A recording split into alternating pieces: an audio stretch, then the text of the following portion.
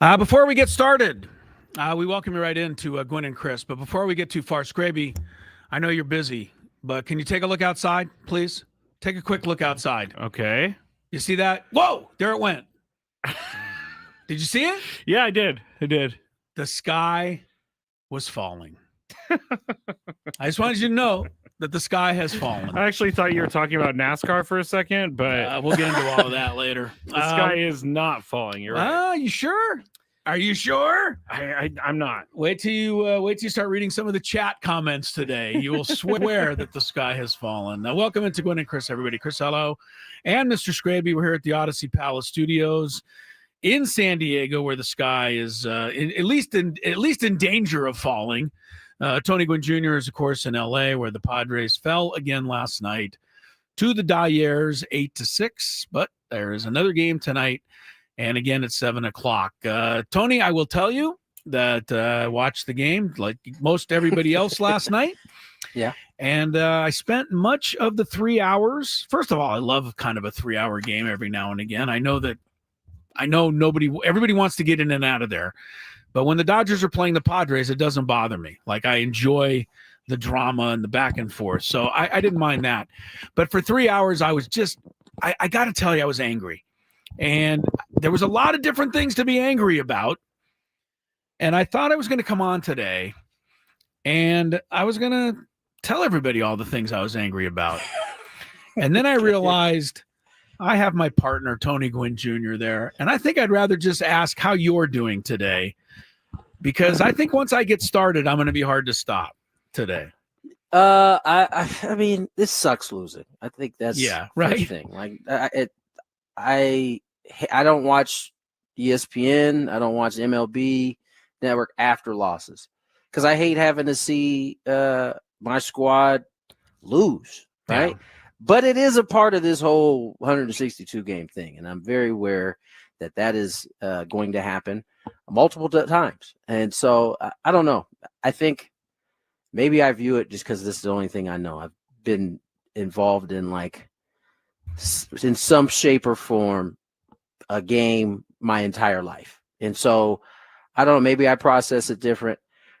I thought for the game itself, it was another Padre Dodger game, high intensity, some drama sprinkled in there as well. Two teams that are good, one team that's playing a little bit better. And the way I see it is the Dodgers' bottom half of the lineup is performing better than the Padres' bottom part of the lineup. And that is the difference in this series to me. Because you look at the big three on their side, Padres have done a pretty good job. They did nothing again last night, right? 2 for 12, no RBIs. Yeah, Ohtani had the nice day, the first day. 4 punchies last night. But they've been held in check. It's been guys like Tommy Edman, guys like Andy Pages that are like carrying the load in that. Will Smith, he's really in the top portion of the lineup, but he's not one of the guys you think about necessarily. Right. Yeah. Right. No, you're right. And so, and that's to me has been the difference in the series so far. And the Padres haven't folded. They've come back. They've made it game. They had opportunities. They had opportunities again, and they didn't go their way. No. Yeah. So, despite it being 2 losses and losing ground, these aren't far off. None of the games, the only game that's been far off is the game the Padres won, which was with the 11-1 game. Every other game is within striking distance, and the Padres have had chances in all of them. Yeah, they've all been good games, and maybe that's what makes it even tougher to deal with right now. I'm going to cut to the thing that made me the maddest because it happened near the end of the game, and because I'm sure we'll get to all the rest of it. Look, I'm as upset as everybody, that we can't seem to get that big hit. Because you're right. We had so many big chances, bases loaded, we're popping up, double plays, short-circuiting rallies. It was just one of those nights, and that makes it tough. But the second thing that made it tough was the fact that I don't like Andy Pages and I don't like Will Smith, and they murdered us last and night. they're getting off, right? They were 7 for 8 with 3 home runs and 5 RBIs. So as much as I dislike them, I have to shut up and just wear it. You know, they tortured our team. But the other thing, and I think this is the one thing that I wanted to get to, because at least it kind of gets my mind off the Padres and the standings for a moment. You know, I know, we all know, Dave Roberts, after what happened to Pajes, nothing but what the Dodgers perceived. God forbid anybody should ever hit one of their batters. And Dave Roberts waits till the next day, and he plunks Tatis in the back. And you know it was on purpose, and I do. No, I don't. Okay. I don't. All right. I don't. And this is the part where I think we get into like things that actually don't matter. It doesn't. I don't think they hit Toddy on purpose, but they hit Toddy. And so guess what? They got their Ohtani then gets drilled professionally right in the way. Yeah, that was the right way to do it, in the leg, like that. Allegedly. See, things happen on the baseball field that don't have to be a directive from a manager. I mean, these dudes are grown men. Yes, okay, good. They follow, you know, yes, if a manager does, I don't know that happens in today's game. Guys just do it, they know it, whatever. And that's what I'm saying. I don't think there was a runner on first for Padres. What was the score at that time? They were ahead at that time when they hit Toddy. Yeah, I think so. There was a runner on first. Yeah, like it doesn't line up for it to have been intentional in that spot so that you can face a rise. That lined up for me. He missed home plate by 20 feet. Lined up. Sorry, no, I'm just kidding. I'm giving you a hard time. But after the game, this wasn't what. But let me finish my thought. Okay, just because those two were not what bothered me. I had no problem with that. I think that's in the general course of baseball. I like it. You know, my guy, you know, you stick up for your team, whether you did it on purpose, you sent the message. Whether the Padres did it on purpose, they sent their message back. I think that's fair. Both teams got their play. The umpires, maybe they overreacted, but they said enough. That's it. Ball game. No more of that. You're warned. You're warned. Dave Roberts must have said something crazy, and we'll hear from him a little bit later, but he gets thrown out of the game. Now, he didn't say anything crazy. It was just real quick. Marvin Hudson, as he's, you know, it's a replay. What was it? It was a discretion call. Okay, can't argue warnings, right? So you get thrown out. He's telling them, hey, don't come out here. You can't come out and talk to me about it. Got it. Okay. And so he proceeds to kind of do his thing. He turns his head, and now Tripp Gibson, the third base umpire, is watching him, and it was kind of funny, actually. Dave took about 2 steps under the grass, and it almost and Tripp was like, "You gonna come out?" Uh-oh. And so Dave took the next step, and then he got heave-ho. There you go. You're explaining it better, but I'm still not to the part that I'm mad about. Yeah, go ahead. What the heck are you mad about? Well, I'm mad about the fact that later in the game, Iglesias almost had his hand broken by a fastball that may or may not have been intentional. It probably wasn't, but you've already warned everybody. Now you've just determined, because you can apparently read minds, that there's nothing wrong with that. Machado was halfway out on the field. He wanted the guy thrown out of the game at that point. And I saw, I guess it was Marvin Hudson, the umpire, look over at Mike Schilt and say, I am now getting a little John boy into my world, but I saw him say, "Oh no, he didn't do that on purpose, Mike." And that's when I lost it. I'm like, how do you know this? How do you know this? I'm tired of it all. The Dodgers get to have the last laugh, because you know darn well if the Padres would have hit somebody after that, they would have been tossed. And this whole rivalry thing is one thing, but the fact that the Dodgers are getting the best of us in all of these categories, that's what's got me rankled. All right, go ahead, Tony. Calm me down. I'm not really gonna try to calm you down. I don't think. Listen.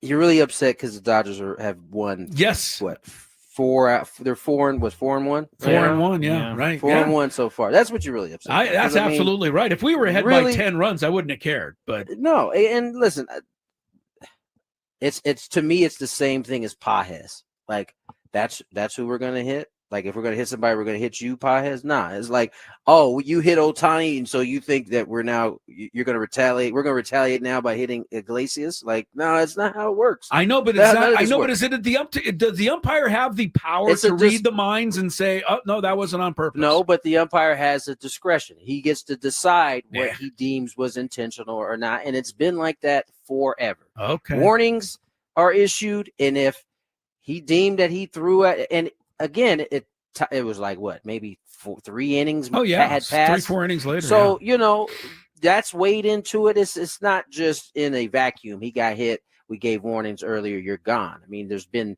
however many batters have come up in that time, and then the Dodgers decide, oh yeah, let's hit Iglesias. That's the guy we want to send this message to. No, that's not how it works. And well, it sent a message to me. I get. Well, yeah, I know you had a lot of messages sent to you apparently during this last night. I'm sticking up for all those fans out there that I know are just as rankled as I am today. So yeah, it's feeding the fire. Beast. Yeah, I do think it's strange that the two top guys on the field for each team got plunked. You don't see that often. You don't see Ohtani get hit on purpose. That's how it's supposed to get done. Yeah, one for one. By the way, it wasn't 1 for 1. Trevino actually spoke on this. They understood why it happened. That's the thing that everybody's got to get out of their feelings about. Trevino was on MLB Network saying, I hit Toddy twice. Because remember, I think he got hit in San Diego too, right? Yes. So you hit him twice. We're not even counting Pajes and Iglesias. You hit him twice. Your guys got to get hit. And it went unnoticed. It was like everybody forgot about that. You know what I'm saying? Everybody's so locked into what's happening now. It wasn't just that they hit Toddy that one time. They hit him back in San Diego. And that had probably just as much to do with, all right, well, Tony, you got to get hit. Well, and listen, it's all allegedly in terms on the Padres side and on the Dodgers side. Right. But listen, I've been in that left-handed box before, and I know what it looks like when a right-handed pitcher is throwing at you. Because if you go back and look at that pitch come out of Vasquez's hands, there ain't no way in hell he was throwing that ball anywhere but the side of his hip right there. Yeah. I know that everybody pitches Tatis in, but Tatis keeps getting hit. And I know you're not going to stop pitching him in, but when is enough that he's gonna get hurt? He's gonna get hit in the head. He's gonna get hit in the hand. He's gonna do something. But they keep pitching him in, and they keep hitting him. Listen, again, it's not. Don't worry about it. Let the Padres handle it as they did. Remember, the complaint used to be, "Oh, our guys don't get protected." Well, this is a part of the whole game, right? I mean, they hit Toddy twice. Ohtani got plunked, and what did he do? He took his base. Ohtani handled it. And so did Toddy. Toddy took his base too. That's how it's supposed to go. Everybody on that field knows what's up. And, Toddy hit twice. And I'll say the Padres allegedly returned fire. That should be, we should all be celebrating. I'm happy that it happened. I was yes. We got one of their guys. Ohtani, of all guys. I didn't think you would go after Ohtani, but go after Ohtani, please. I don't know how many segments we've spent talking prior to the Padres, turning the corner about we don't ever protect our guys. Our guys get hit all the time, and here he is, Ohtani getting domed. I mean, not domed up. He got hit right above it was like the perfect spot too. Yes, it was. All right. Well, we got a lot of other things. We probably can talk a little bit more about Pajes and Will Smith because something has to be done about these two guys. We can certainly, take a look into, what might be the matter, if anything, with Jeremiah Estrada. And the Padres not being able to clutch up. And I don't know what we can necessarily do about that. It's a hang with them. You can just, and it still doesn't make me feel better, but all you can do is keep getting chances. The rest of it has to take care of itself. Hopefully that'll turn starting tonight. Gwynn and Chris is underway. Do you know the secret to losing up to 1 pound of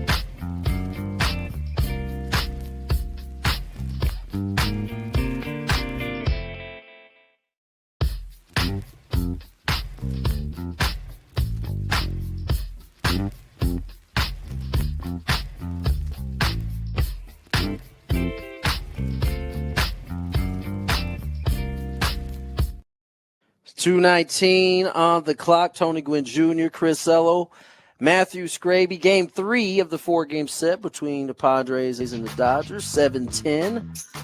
Stephen Kolick. What's the young man's name pitching today? Emmett Sheehan. That was Elmer. No, not Elmer. I went No, with Emmett. Elmer. Who's Elmer? Emmett. Yeah, Emmett. Well, you know. Emmett Sheehan. Emmett On the Sheehan. mound. Yeah, we before we got to get- have this one. Before we get into any further conversation, I probably should address the elephant in the room in terms of part of the struggle of this Padre offense. Xander had a rough day yesterday. Yeah. 0 for 5, Ugh. 2 double plays, 1 with the bases loaded.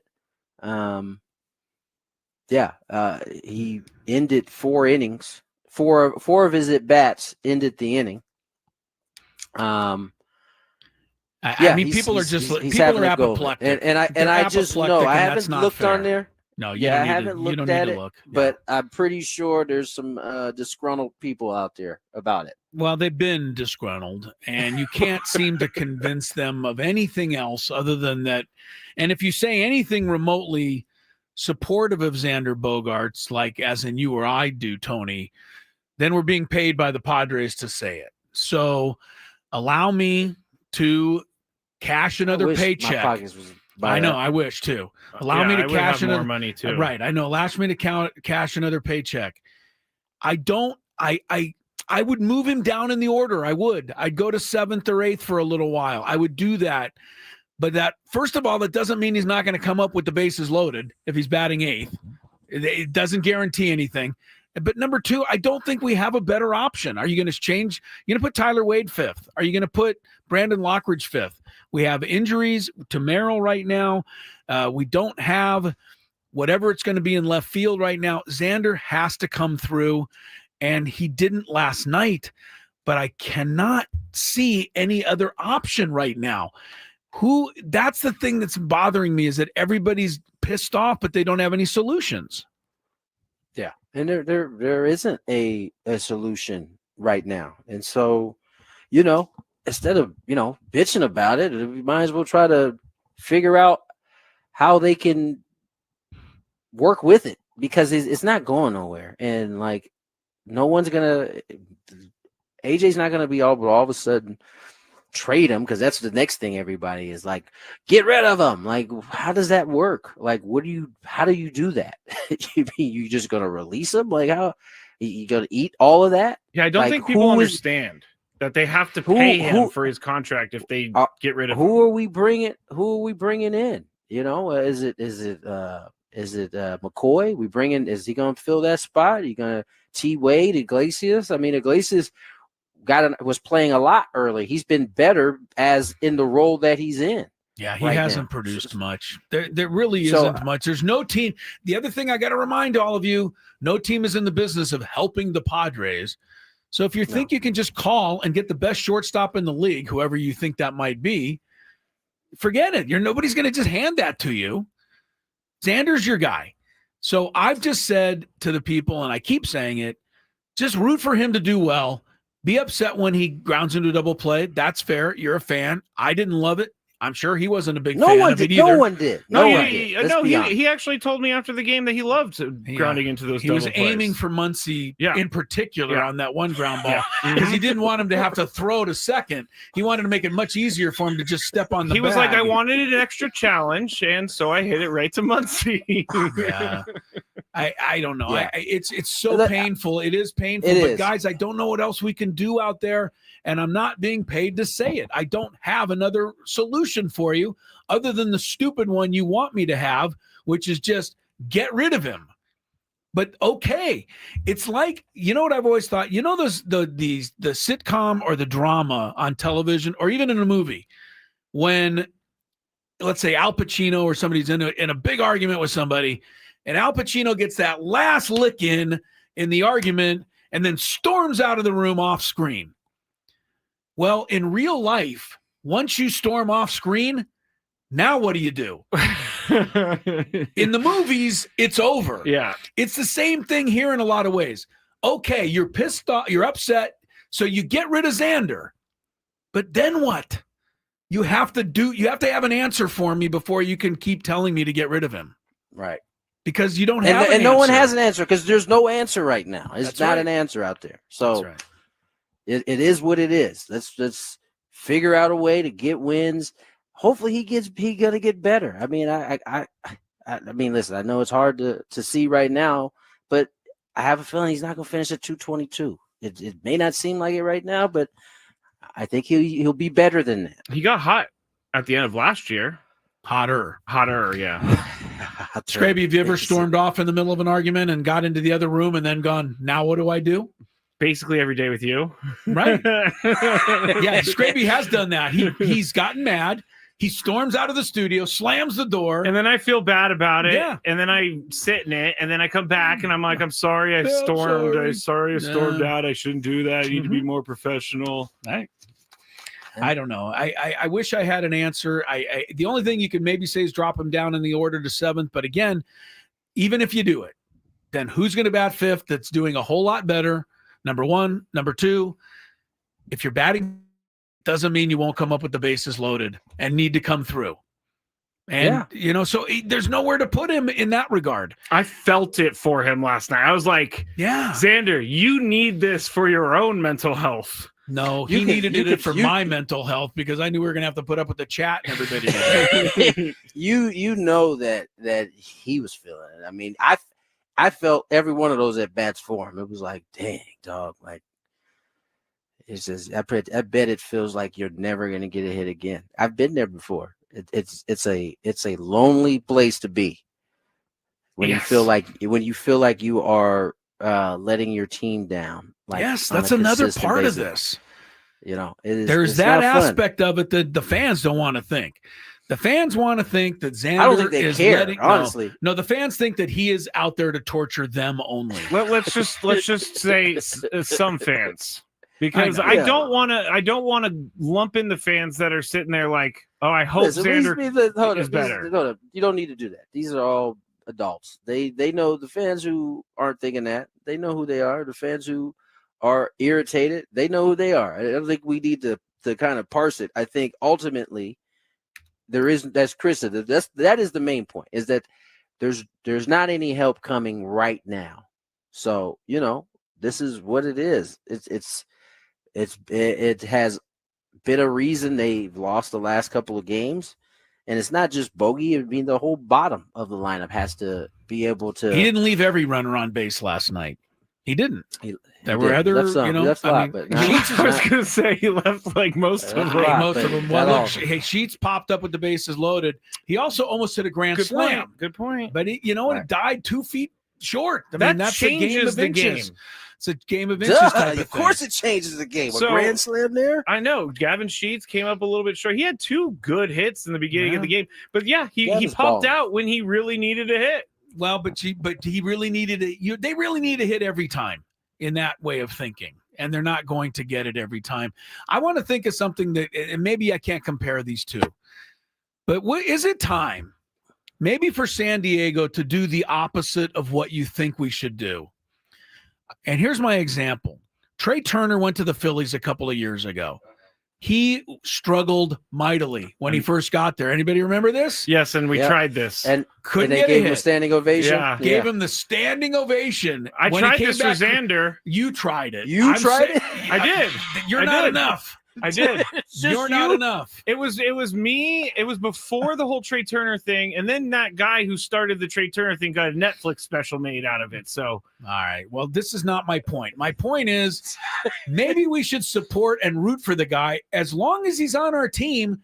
It makes sense to continue rooting for him. Chris, I'm doing that already. Not you. I'm talking to everyone. I think people are doing that. I think a standing ovation would do some good when he gets back home. This is where you have I'm to. Serious. You have to. This is Chris. This is where you have to take a step back and realize. No, so hear me out. And realize that Twitter is not the real world, because I'm at those games and people definitely cheer Xander when he comes out. Now they certainly They certainly will let it be known when they're unhappy after an at bat, but the initial at bat when he comes up, I can't remember anybody booing. So that that bad boy is sold out. Seems like on a nightly basis here. So there's a lot of people that are pulling for him, and may just be reacting after the at bat, which I think is appropriate. You can be mad, but it's the next day we get into how everybody's feeling, and it's just like, yeah, man, it's not going to change until he changes or until he gets better, or I don't know if there is an or, honestly. Like, no, there isn't, because they're not trading him tomorrow. Yes, they signed a 10-year deal, so I don't know that there's an or in this scenario right now. All right, we got to get to break. On the other side, Friday night, Kansas City Royals standing ovation. Last 5 minutes, shuts the game Chris, down. I'm sorry, but we've been here. That's you've not been there. That's not the tease. The tease is actually the Dodgers get richer, and the new San Diego State head coach will be up next. I'm going to Chris. I wanted to boo, and then I wanted to applaud. You threw me for a loop, Tony.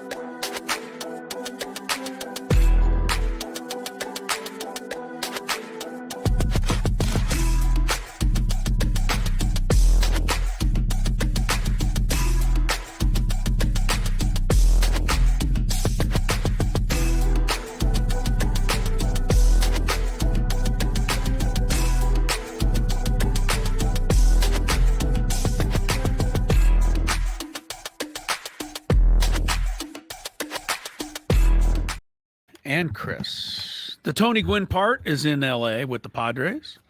Game 3 of a 4-game series.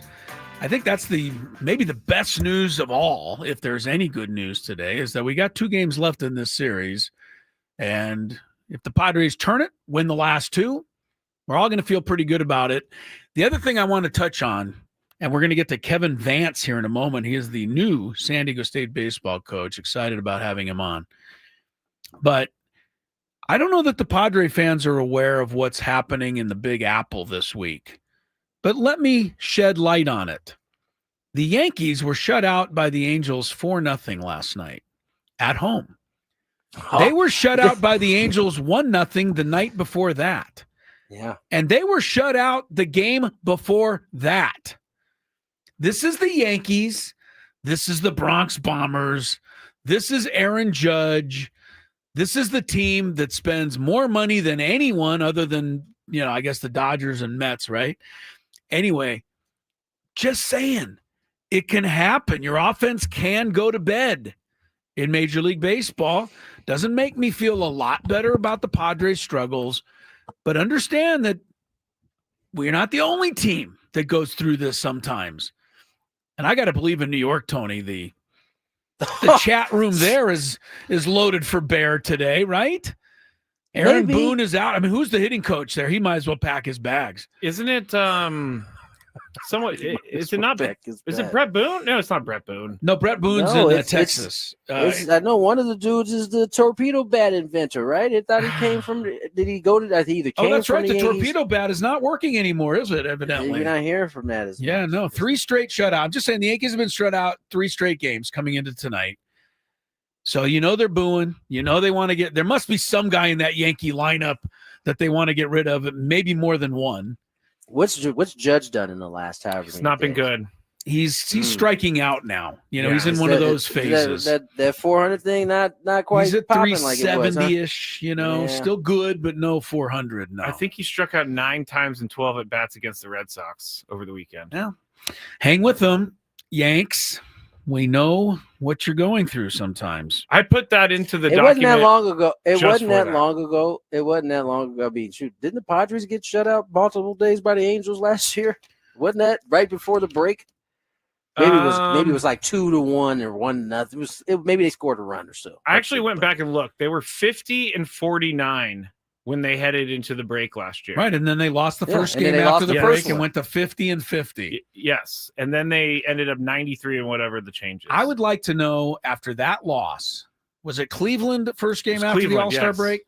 Okay, After that loss, 50-50, how many people said, that's it, I'm done with this season? Because remember, the first game out, they got boat race. Yeah, that's what I mean. 7-0. Yes, after that game, it was like, this season's not going to happen. We're not going to do anything. Sell. Get rid of Bogarts, and that'll change it all. Hey, they ended up making a hell of a nice run last year. It was a pretty fun season.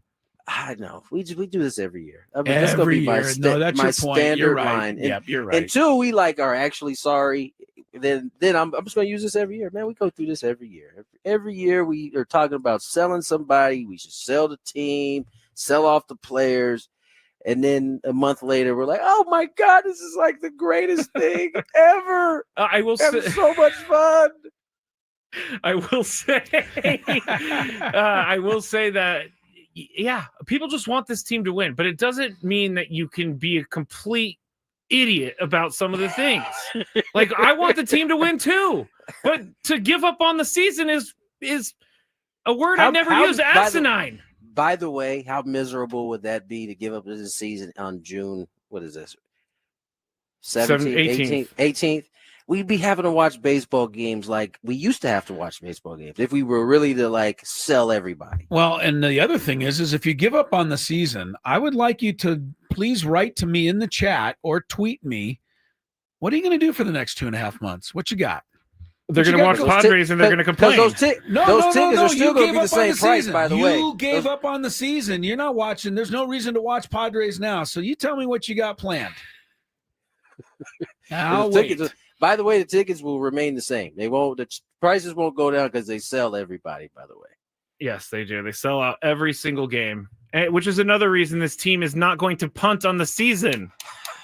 They're selling out every single game. They're going to try to win as many games as they can. Real quick. Yes. Go ahead. Oh, I just had I don't know. This maybe I think the Padres. Now the fact they're struggling right now is if you complained, I don't have a good. Never mind. There's somewhere I'm trying to get to, but I'm not going to make it. Well, you've already started. Well, so no, quick, I forget it. I'm. Let me pay off. Yeah, I'm let me calling pay off my the jam cheese on real that quick. one. Yes. Let me pay off my cheese. I told you that the Dodgers keep getting richer. Well, it's not actually the Dodgers. It's the Dodgers owner who now owns the Lakers. Yes, that is indeed correct. The Buss family has agreed to sell their majority stake in the Lakers, and that'll run Mr. Mark Walters about $10 billion. B. I don't know about that's got to be that's not even that like blows the doors off the next closest franchise for what the most has been sold for recently, right? I don't remember hearing a double digits. You said you used a B in there, right, B, Tony? Yes, $10 billion. You have to put the pinky up to the mouth. So, I did. Mike. You did. Okay, good. I did. Yes, got to do it. If you're going to say billion, you got to say so it do right. you write a check? $1 billion. That's right. You write a personal check? Is it a cashier's I'm check? gonna say that's a wire right there. They're not even, the old school wire. You can't actually $10 million. you can't actually show up to the bank with a $10 million check and say, "Hey, I want to withdraw some of this." Can you do that? I used to work at Bank of America, and people used to deposit like real estate checks, which were like $600,000-$700,000, and they would have to go on hold, and people would lose their mind. I can't even imagine what a $10 billion check would be. You go on hold for like a month as they try to get that down. Some guys anyway. Some guy's like, I have $700,000 check. You won't give me any money out of it. It's like, sir, it's a $700,000 check. We have to make sure it's real before we give you money out of it. Or else everybody would just be walking in here with $700,000 checks. Like, hey, let me get this. Yeah. Anyway, yes. Kevin Vance will join us shortly. Named San Diego State's head coach yesterday. They had a press conference today. This is causing some excitement about Kevin. Just full disclosure, I was able to be a part of the process, which was kind of cool for me. Getting to be a part of some of the interviews and kind of get to know some of the candidates. Kevin was one of the best ones we had, and yeah, it was pretty cool, man. Chris, getting a chance to ask some questions, kind of pick his brain, see where he's from. 34 years old is very impressive to me. Yeah, man. I understand that this is a little bit of a difference the way, because like when I first came to San Diego State, to me, Jim Dietz was already 60 years old.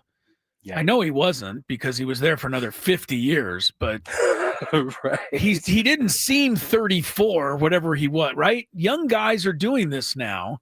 Yeah. And that's what impresses me. To get to this stage is really, really good.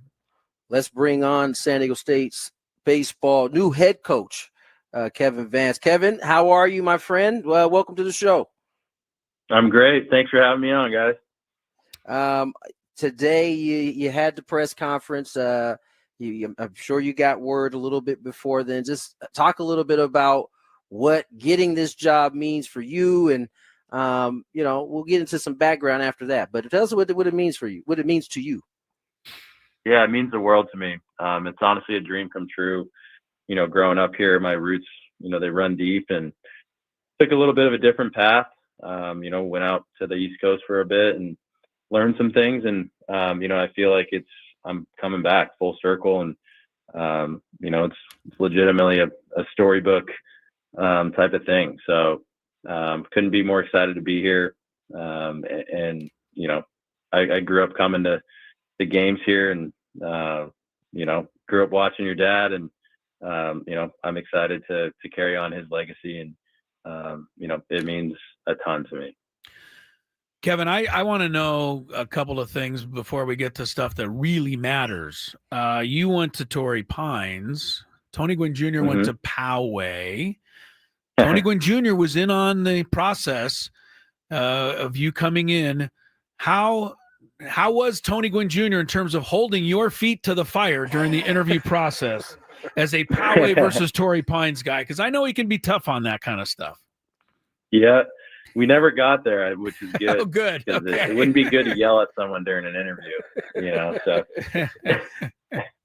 I really some good games. Yeah. Hey, look, I mean, you said you went to the games, you saw Tony manage.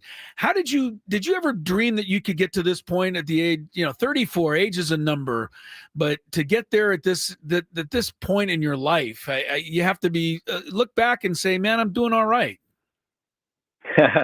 For sure.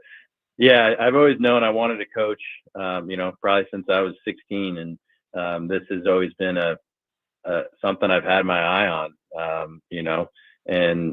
I think I maybe in my mind made it happen and spoke it into existence. And, but it is something that I've thought about for a long time, especially here. And so, yeah, I'm, it's been a wild ride and, it's something that I'll be forever grateful for. We're talking with San Diego State's head baseball coach, Kevin Vance, newly crowned head coach for the Aztecs. And Kevin, this place, San Diego State, has often been referred to as a sleeping giant. I've been hearing that since I was in school, but way back in 2000.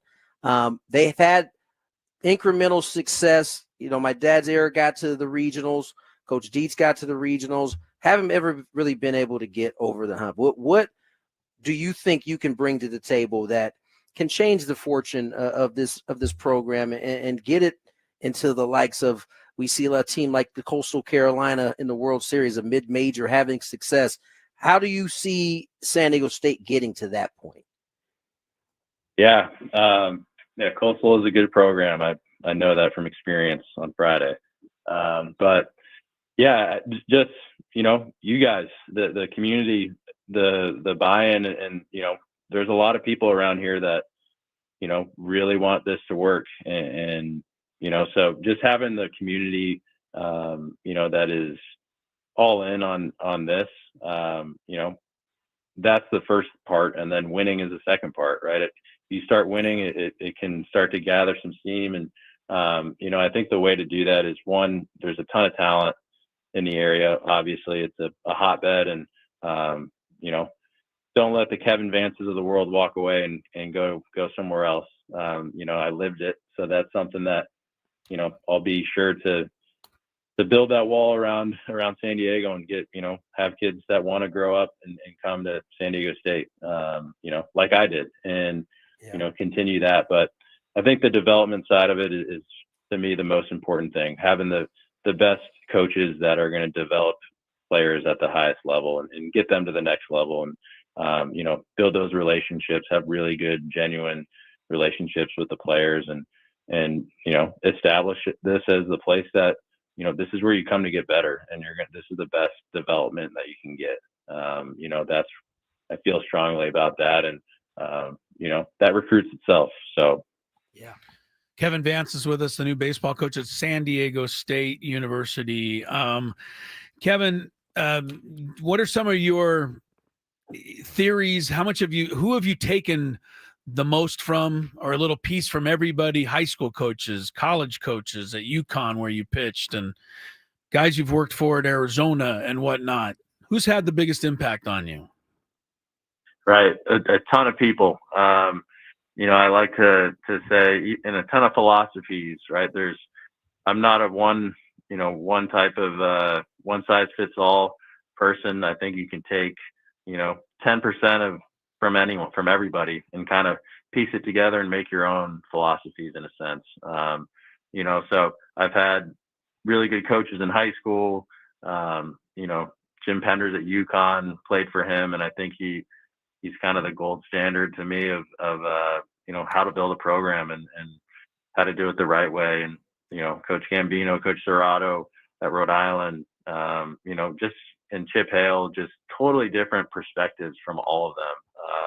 And so, there's a lot of different things that you can pick up on, whether it's on the field, off the field. Those guys that's my family, and I'll always, I still will. I'll still call those guys and, hey, this is happening. How should I handle it? And so knowing that I have those guys and a lot others that, support me is going to be huge. And and in terms of the baseball side of it, I don't subscribe to one way of thinking, and you just got to keep learn from your mistakes and be open-minded. And if you can do that, then you're going to get better, and you're going to get better every day. And that's the goal, just one day at a time, and pick up as much information as you can and just stay learning. Kevin answered that question perfectly. That was one of the questions he got hit with in his meeting. So he had that one in the pocket ready. Kev, unlike, a lot of folks that would have taken this job, you kind of know the area a little bit, and you got a good idea where you and your family will live and how that works. How fast did this come together? I mean, you were just in Omaha a couple days ago. How fast did this all come together, and how much of a whirlwind has it been in the last 48 hours? Whirlwind is an understatement. It's been crazy. We landed back in Tucson from Omaha, and Tim called me, and then from there it was, I'm on a plane the next day. So I'm used to that. It's no different than when I retired from playing. I threw my last professional pitch, and then I was at practice the next day at the University of Rhode Island. Wow. So it's nothing I'm not used to. It's part of it. It's baseball life, like you guys know, and you just got to be ready to go at any time. And I'm used to living out of a suitcase, so it's fine if I need to do that for a little bit longer. It's kind of part of who I am. So, but it has been crazy, and trying to catch up. And I think I got my text messages down to about 300. So I'm still working. Kevin, I know I was one of them early, and it took a while to get back, but I understood it. Kevin, I know we only got a minute left, but I got to tell you now, you are following in the footsteps of, not only the recent, coaches and Tony's dad, but the great Jim Dietz, who I played for and who was out there mowing the lawn and building light towers, and also had an in to the helicopter company in town in case the field was wet. He could bring a helicopter to dry it. If you need any help on this stuff, get a hold of Tony, myself. We can send you in the right direction. Awesome. I'm not afraid of doing any of that stuff either. So I might call you guys. Go to Home Depot and figure something out. Perfect. I appreciate it, Kevin. Good luck, Kevin. Hey, good luck, man. You we've already talked, but you got the city behind you, man, and we're all pulling for you. I appreciate it, guys. Means the world. Hey, good luck to you. Care. There he goes. Kevin Vance, new San Diego State head coach.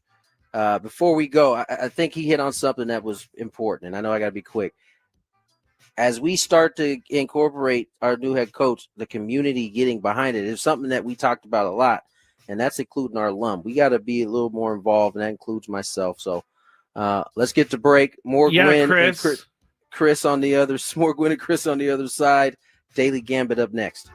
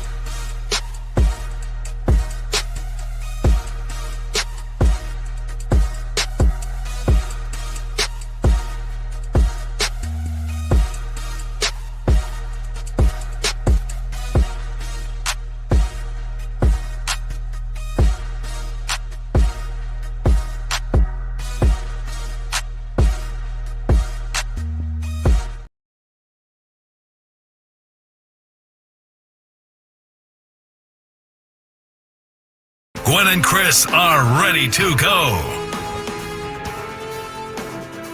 Yes, we are. And we said Daily Gambit, but we changed our mind. We're going to do something different. Tony Gwynn Jr., Chris Ello, Matthew Scraby, taking you up to, what is it, 6 o'clock? Is that when the pregame starts? 6:05 or Going all the way to 6:10. 6:10. Nah, 6:03. 6:03. Well, that's when the music All right. starts. Right, music starts at 6:03. That's when I stop talking. That is not true. You definitely have been cut off by that thing before. Yeah, that for is sure. that is when you start new topics, Chris. I know. And by the way, I will say this with Tony on the air. When I was hosting for Braden on Monday, Adam was in studio with me, and I missed multiple outs because I was yapping my flapping my gums, and so I have to apologize to Chris. No, he gets you mad don't at need us to every time we miss it. Right. You know what's hilarious? Even more hilarious is that you were allowed to, even with the boss doing the ones and twos on there. Right. You had Adam sitting right over there, and you still That's- overshot the time. That's hilarious. Well, I to look me, by the down, way. 11. It's 11, and I'm like, okay, I got a minute and a half. I need to talk, and then I look back up, and it's like 14. I'm like, where did that That's 3 how it minutes go? happens. See, how it it's not happened. that. Yeah. That's how it happens. What dog. you did basically was drive up to an intersection where a policeman was sitting there and drove through the red light anyway. Basically what you did. Adam was like, on one of them though, he was like really mad. He got up and left the room, and I was like, all right, I think I need to pay attention to that a little bit more. That's Anyway. hilarious. I'm glad you shared that. Yes, I had really to tell you guys while you were on the show, Tony. Okay, so obviously baseball's bubbled a little bit when the Raphael Devers deal happened, and that had kind of been boiling prior to that. You know, it was kind of the pot was hot, if you will, after he didn't like being removed from third base for Alex Bregman. Yeah. Which was the right move. That's where Alex he Bregman. first got into the news, right? Right. Raphael That's Devers where it was started. just a Spring guy training. until that happened. Yeah. Spring training. Remember, Bregman signed after camp had already started. So Okay. we'll start there. Okay. He ends up starting off the year slow, a lot of questions. Then he got hot. Nobody was discussing this. Everything was all good until they asked him to play first after taking his third base glove away. Now, I think most people, including myself, are of the thought of, hey, man, if you can help the team, man, that's what you should do. Raphael Devers not quite seeing it the same way everybody else was seeing it. And so he gets traded. Boston gets fed up. They basically move him. They move him for, I think, a questionable package by most. Buster Posey is somewhere, sipping some whiskey, feeling like I got them on that one. Like that's my first real deal. Yeah, I'm up 1-0. I mean, that's how I would be. I would be feeling. Yeah, no doubt.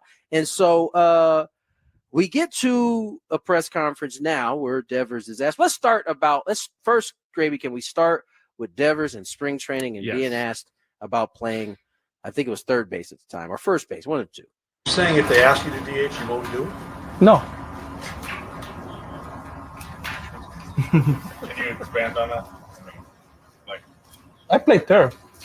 That's it. There it is. No, I There it play is. third. Yeah. I play third. They asked him DH. He said no. Now, eventually he relented and played DH, moved on, didn't hear another peep about it until he was asked to play first. Now he gets traded, and you got to have the press conference. Scraby, play the San Francisco press conference, please.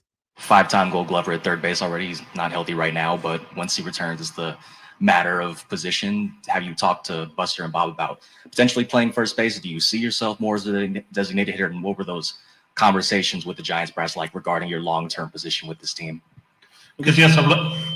Yo estoy aquí para ayudar al equipo en lo necesario, en lo que ellos quieran. Soy una Sorry, I más couldn't del edit the equipo y video. estoy disponible a dar el 100% de mí donde me pongan. No tengo ningún pero, no tengo ninguna decisión. Solamente ellos son los jefes míos y juego donde me pongan.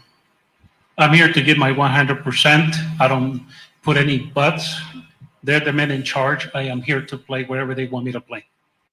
There you go. Wow. So Maybe is it possible he just hired a new interpreter between then and now? Well, it's a It's team a thought, interpreter, right? Who's answering the questions differently? That would be hilarious. Like, does Raphael know what the guy just told everybody? Maybe he didn't want everybody to say that. that I'm sure that has crossed people's minds. I'm gonna go out on a limb and say no. He's saying exactly what Rafi said. So I think the question, Chris, you have to ask yourself is why the change of heart? Why? Yeah. Why for a new team that you really don't know anybody on? You don't know how they're gonna. I mean, they wanted you, but that's about as far as it goes. Versus the team that drafted you and brought you up, and and you've been there for a long time. Why do you think the change of heart? I think there's two things. One, I'll let you expand on, which I think is the Red Sox did him, I think, dirty, and I think he tried to get them back to a certain extent. He didn't like the fact that they didn't communicate with him, and that's fair. I think he owes, the Red Sox keep saying he needs to do more as a $300 million ball player, $130 million ball player.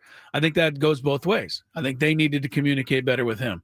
I think the second thing that may not be quite as obvious is that I think, just like any other person, I think he saw the fallout from the way he reacted the first time. Yeah. And I think he looked at that and he said, you know what? Maybe I didn't come off the way I wanted to. And, there is a disconnect, but we don't want to give him credit for it, but he doesn't speak the language that well. So things get lost. And I think this time he wants to look a little better in the eyes of the people out there. So those are my two reasons. I think that's a great point. I think both things can be true. I think he definitely should have handled it better. I think Boston bungled this because remember, they clearly, based on the reaction, based on what we know, they clearly didn't talk to him about the Bregman thing before it happened. That doesn't mean that if he's in disagreement with it, that you don't go after him. It just means you know what you're walking into at that point. But they never gave him the chance, it sounds like, right? And so he reacted the way he reacted, and eventually he got over it, right? He moved on. They actually were playing good baseball when they traded, just swept the Yankees, for crying out loud. Right. And then you ask him to move to first, and he's like, wait a minute, y'all just asked me to move off of third, told me to put my glove up.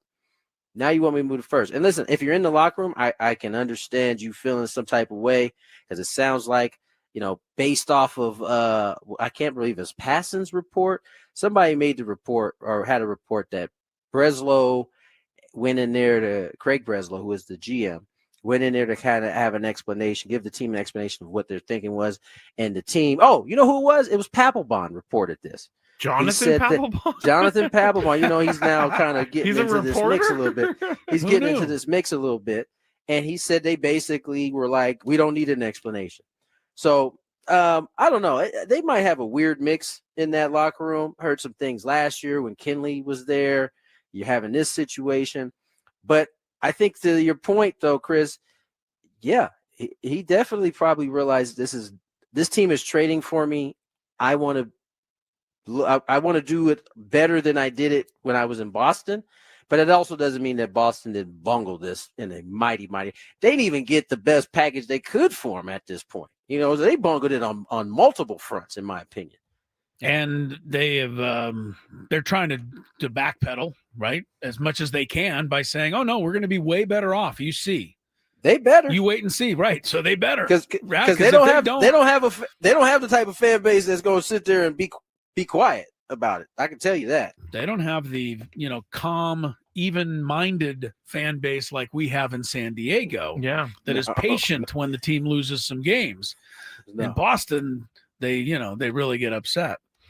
Now that's going to happen for sure. Speaking of upset, Tony, before you go. Yeah. Caitlin Clark, I this is bad for the WNBA. I want to just say this up front. They're not showing highlights anymore of her making baskets and making plays. The only thing that is leading the highlight thing is her getting in a scrap and pushing and shoving and somebody bumping her down. This is not looking – I don't think this is what the WNBA wants, but it's happening now, game in and game out. And last night it happened again. I didn't see what led up to it. I just saw the highlights. And she pushed somebody. They pushed her. She pushed somebody else. Somebody came over and shouldered her down to the ground. She got up, walked away, put both palms up in the air as to say, what did I do wrong? Which is kind of a common thing with her. I don't, the other highlight I saw was Angel Reese the other day with her hair gets pulled. She gets upset. I want the WNBA to stand on its merit as a league where we're watching because the players are playing well, not because this is happening every night. Yeah, no, listen, I don't think that's incumbent on the WNBA. I think that's incumbent on the people reporting on it. I mean, that's Sports Center and those. You're right. I'm starting to see more of the non-basketball stuff. Yeah. You know what I'm saying? Like, and which is fine because we do it in the men's sport, right? Anytime there's a scuffle, yeah, that's going to be at the front page. I understand that, but you can't forget to show the actual skill part. You know what I'm saying? The actual fun part. And so, I think I honestly think it's good for basketball, for women's basketball from this standpoint. I think the competition is going to get raised because of Caitlin Clark. Everybody is going to be on their best when she's on the court, and I think it makes better. Now, I think we are going to have to figure out how to cover it better. You know, I think the rush to the drama, the TMZ elements of it is low-hanging fruit. Yeah. And that's not to say that you shouldn't show it, because I think you should. I think it's important that it has the same complexities. It can be part of the story. It shouldn't be the right. whole story. It can't be the whole story right now. Yeah. Yeah, I agree. I think it's the beginning stages of this year. We don't want to fall into that trap. You know what I'm saying? Right. Of only doing that. And I also want to just point this out because I can't tell whether I'm on Caitlin Clark's side or not. I can't tell whether they really are targeting her or if she is kind of responsible. But I'm leaning to the she is responsible part because she's involved every time with different players and different teams. It's not the same people. Seems like she gets under the skin of every single person she plays. So that's something. And you She's also compare definitely an antagonist out there. I think like, so. At times, especially when she got it going, she's letting them know. Yeah, she, and that's all fun. That's what it's supposed to be. But you can't. Unfortunately, you can't control how someone reacts to you. Don't walk away with your palms up. You know exactly why that person got mad at you. You know exactly what you did to upset them. And I also want to say on the other side, Paige Beckers, who's just as big of a star as Caitlin Clark, by the way. She's just playing basketball. We don't see her highlights, but nobody's trying to fight with her. So where's the difference? That's why. Because she's playing? So wait, real quick. Drama. I'm watching sports. I'm watching Sports Center, and Chris, your favorite golfer, took a shot and then sledgehammered, axed through his club because he was upset with it. You wouldn't guess who that was. Are we talking Rory McIlroy? We are talking. Even Scrappy's coming over to the side of the. Yes, he is. No. You're sneaking over here. I don't like him being a jerk. No? I don't like that. Then you shouldn't like him. I knew that was coming. He's a jerk. You ran right into that. I just think Rory's golf game is amazing. So I'm glad you like it. Yeah, it's in shambles right now.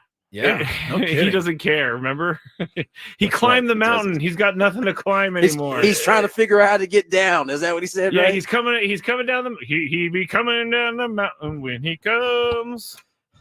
You guys remember that? Oh yes, we remember. Let's get to break. Can we get to break? Yeah, I got a great tease though. Fine. Can I just give one tease before? Go ahead. Because I know finally, first time ever. I know, first time ever. We are going to have the Daily Gambit, but one of all of our favorite athletes was caught driving 101 miles per hour. You will never guess who this was. He was going so good. Yeah. Now he's hit his 21-year-oldness had to come out of him at some point. Yes, it did. We'll tell you who it is when we come back. From the 855 Get Ross Traffic Center, protecting San Diego after accidents or injury. This report is brought to you by Valvoline Instant Oil Change, your 15-minute drive-through oil change.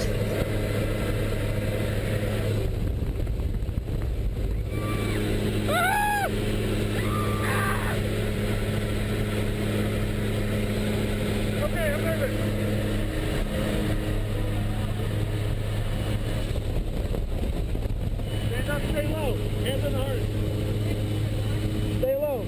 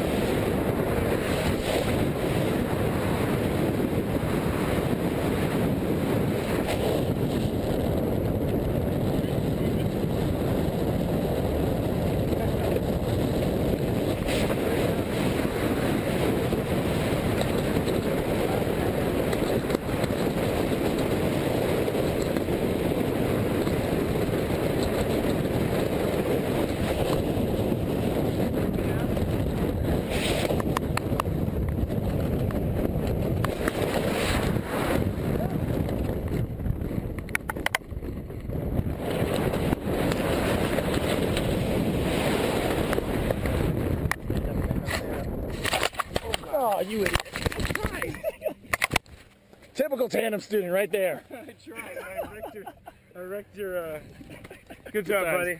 Fun, huh? You need help with anything?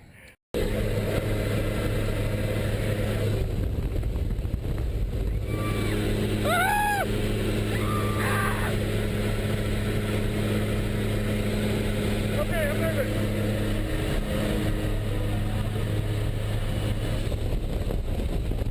Stand up, stay low. Hands on the heart. Stay low.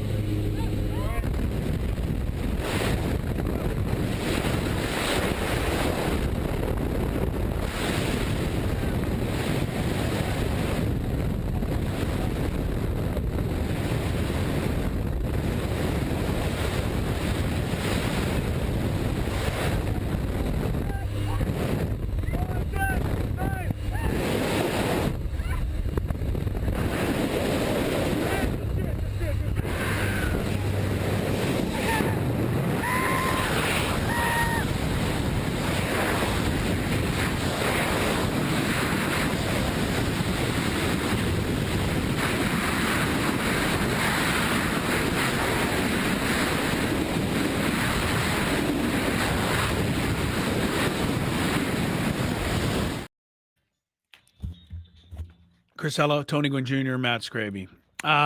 Here's who is driving 101 miles per hour, allegedly, right? It's all got to be allegedly, or does it not? If a police stops you for driving a 101, is that a done deal, or do they have to then prove that you were driving 101? What is the county that this happened in? This happened in Strongsville, Ohio. Okay. Anyway, the police department stopped this young man at 12:24 a.m. He's driving 41 miles over the speed limit in his Dodge TRX truck. I guess he left the Rolls Royce at home. The player in question is, of course, none other than Shaddur Sanders. That's going to start a firestorm, right, Scrape? Everyone's going to have an opinion on this. Everyone's going to call Dion. Dion will say, it's kids being kids. Which I'll give him a little kids being kids. I'm going to give a little of that, Scrape. I get it. He's 23. But this is a mistake that has to stop being made. Too many people are dying. Too many people are, getting in horrible accidents, driving well over 100 miles per hour. It is scary, not just for the driver. Like if he was driving somewhere on a lonely highway 101 and the only person he could hurt is himself, then, I can live with it better than driving around town, because you flip your car, you lose control, and now you hit that poor person who's just in the wrong place at the wrong time. And I know nobody thinks of that, but I do. No, I think of it. I think if we have the 101 miles per hour, then it's pretty. This is just a ticket. It's not like he was arrested. I don't believe. No, cited. Yes, by cited by police. So it's only a $250 fine, which is crazy to me, because anything over 100 seems like you should be fined a lot more than 250. I mean, if you're Shaddur Sanders, and that's the fine, he might just go out and do it again tomorrow. Well, and pay the $250. I don't understand. I don't understand why this seems like an NFL problem, by the way. I don't hear about this in other sports as much. No. We hear Jordan Addison on the freeway a couple years ago going over 100. We hear Rashee Rice a couple years ago going over 100. We got the Philadelphia Eagles line guy from Jalen Georgia. Carter. You got and of course the Henry Ruggs thing, which is the saddest. It's still of all. popping up again because he apologized to the family today, and he did say at the end, "I hope to play in the NFL again," which I really hope he doesn't. That I've apologized, I should be good to go. Yeah. Put me back in the NFL. Put me back in anyway. Yeah. Well, we've already had that discussion. How about putting the family back together that you destroyed? How about that? I give him, if we're going to talk about it, I give him credit for apologizing, but it does not mean you're back in the NFL. Yeah. But Shaddur, he has to know better. He's so high profile. Exactly. He's got to be more careful than most guys. Do you think a first round pick does this? Maybe, but if Shaddur Sanders does this becomes a massive deal. Yeah, if a fifth round pick does this, like another guy, I know, but this is a big deal, and everyone's going to get in on it. All right, we don't really have a lot of time for the gambit, other than to say that last night You would probably rather me not disclose the results. I did not. You were 1-6. Oh, I didn't know it was that bad. Wow. And so that was a bad night. We lost on the Padres. You won. Your only win was Dodgers Padres over 10 runs. Yeah, the rest was bad. The rest, the Yankees got shut out. We both took the Yankees. Vasquez did not go over 2.5 strikeouts. He had 2. Both of them were Shohei, by the way. Yes, they were. We both took the Oilers to keep the Stanley Cup going. That didn't happen. Not happen. Florida won the Cup last night. Paige Beckers got over 18.5 points. And we both had Raphael Devers under 1.5 total bases. Well, he had a double on his second at bat, so he beat that. Anyway, we'll get to our picks. Maybe, I don't know when we'll sneak them in because I know we got Sports Court coming up. We next. have extra time at 5:40 if you want to. A little later. Yeah, we'll get some picks in. There's some fun ones that I want to get to.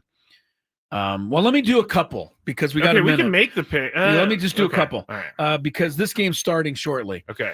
Washington Nationals are still favored 1.5 over the Rockies. I say still favored because the Nationals have now lost 10 in a row. The Rockies beat them again last night. And don't look now, but the Rockies are 7-7 in their last 14 games. Good for them.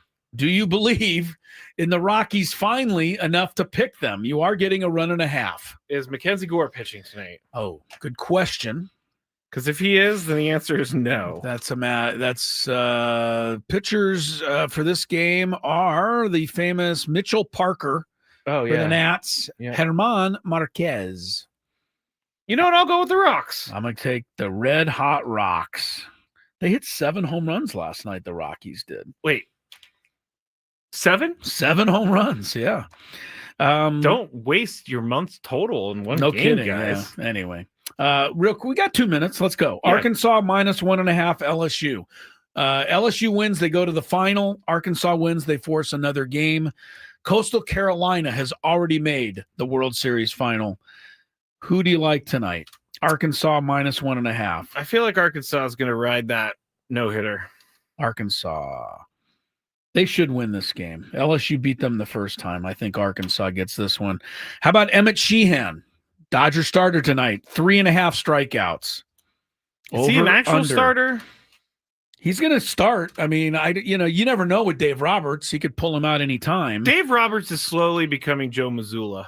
He's tough to figure out there. No, I mean, like the philosopher, like I'm so much smarter than everybody. Anyway. Unfortunately, yes, but everything he does seems to work. And you know why it works? Stinks. Well, you know why it works? Because he's got the better team. That's why it works. That's also true. It's annoying. I'm going to go under. Under 4 Ks?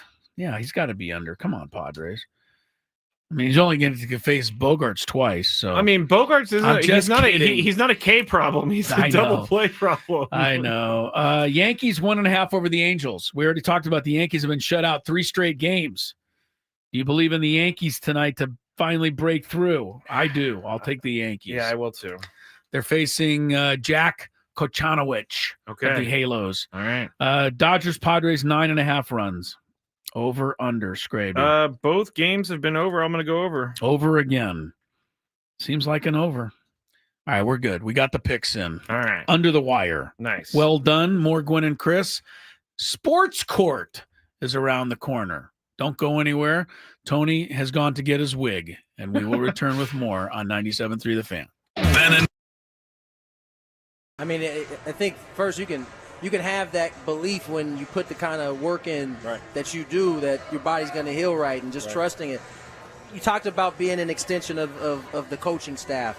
I would guess that that's going to be even more so this year with you not being able to actually do the physical part. Yeah.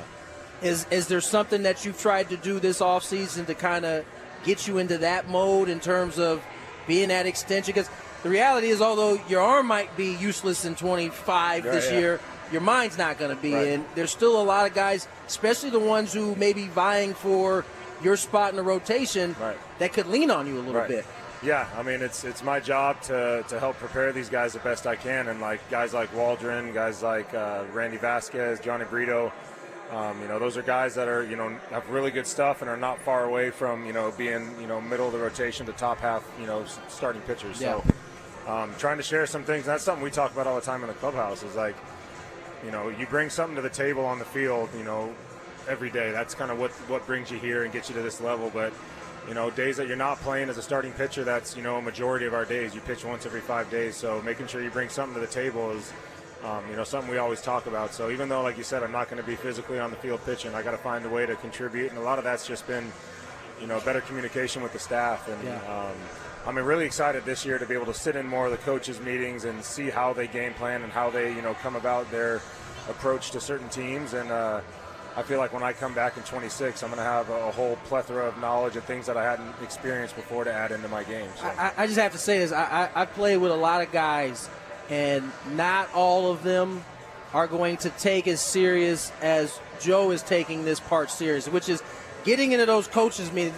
Coaches are here a lot earlier than the players, are they, man? Especially during spring training. So the fact that he's going to be willing to do that, I think that's awesome, man. That's what separates you from a lot of these other guys out there. Right. We're talking to Joe Musgrove here, Padres pitcher, 97.3 The Fan. And I have to ask from the fan perspective, because Tony, every day on the show, whenever a team in the National League West signs a new big-name player, all of us fans are kind of like, why? And Tony says it doesn't matter. They still have to go out and play the games. Right. When you see that happen, how do you feel? Yeah, I mean, it's a different perspective as a player. Our job is, our goal doesn't change regardless of whether we add, and that stuff's, out of our control. So you never want to sit here going into an offseason saying, we're going to be fired up if we get this guy and this guy, and not if we don't get this guy. So you look at our team, and a lot of people see all the moves being made and don't see us making moves, and it seems like a mismatch in the division. All these other teams are adding, but you look at our roster, I mean, we spent a lot of money over the last handful of years and committed a lot of guys to be here long term, and the value in having those guys return every year and continue to build that relationship and that growth is every bit as valuable as adding a new free agent. So I think with the progress we made last year, and you guys will never understand how we feel. I'm sure you can see a little bit of it on the field and how we carry ourselves and, the camaraderie and stuff, but you'll never truly understand just how close that group got last year. And although we didn't, achieve the ultimate goal of winning the World Series, we grew a ton as a team. We grew a ton as, a unit. And I'm super excited that we got most of these guys coming back. We got the whole staff coming back, and we can kind of pick up where we left off. Well, last one for me, because you kind of just hit on it, and I think it's so important. The continuity, right? This is, year maybe 3, 4 of this nucleus being together. How much of an impact can that have on a team, having guys who have been in the locker room together for so long?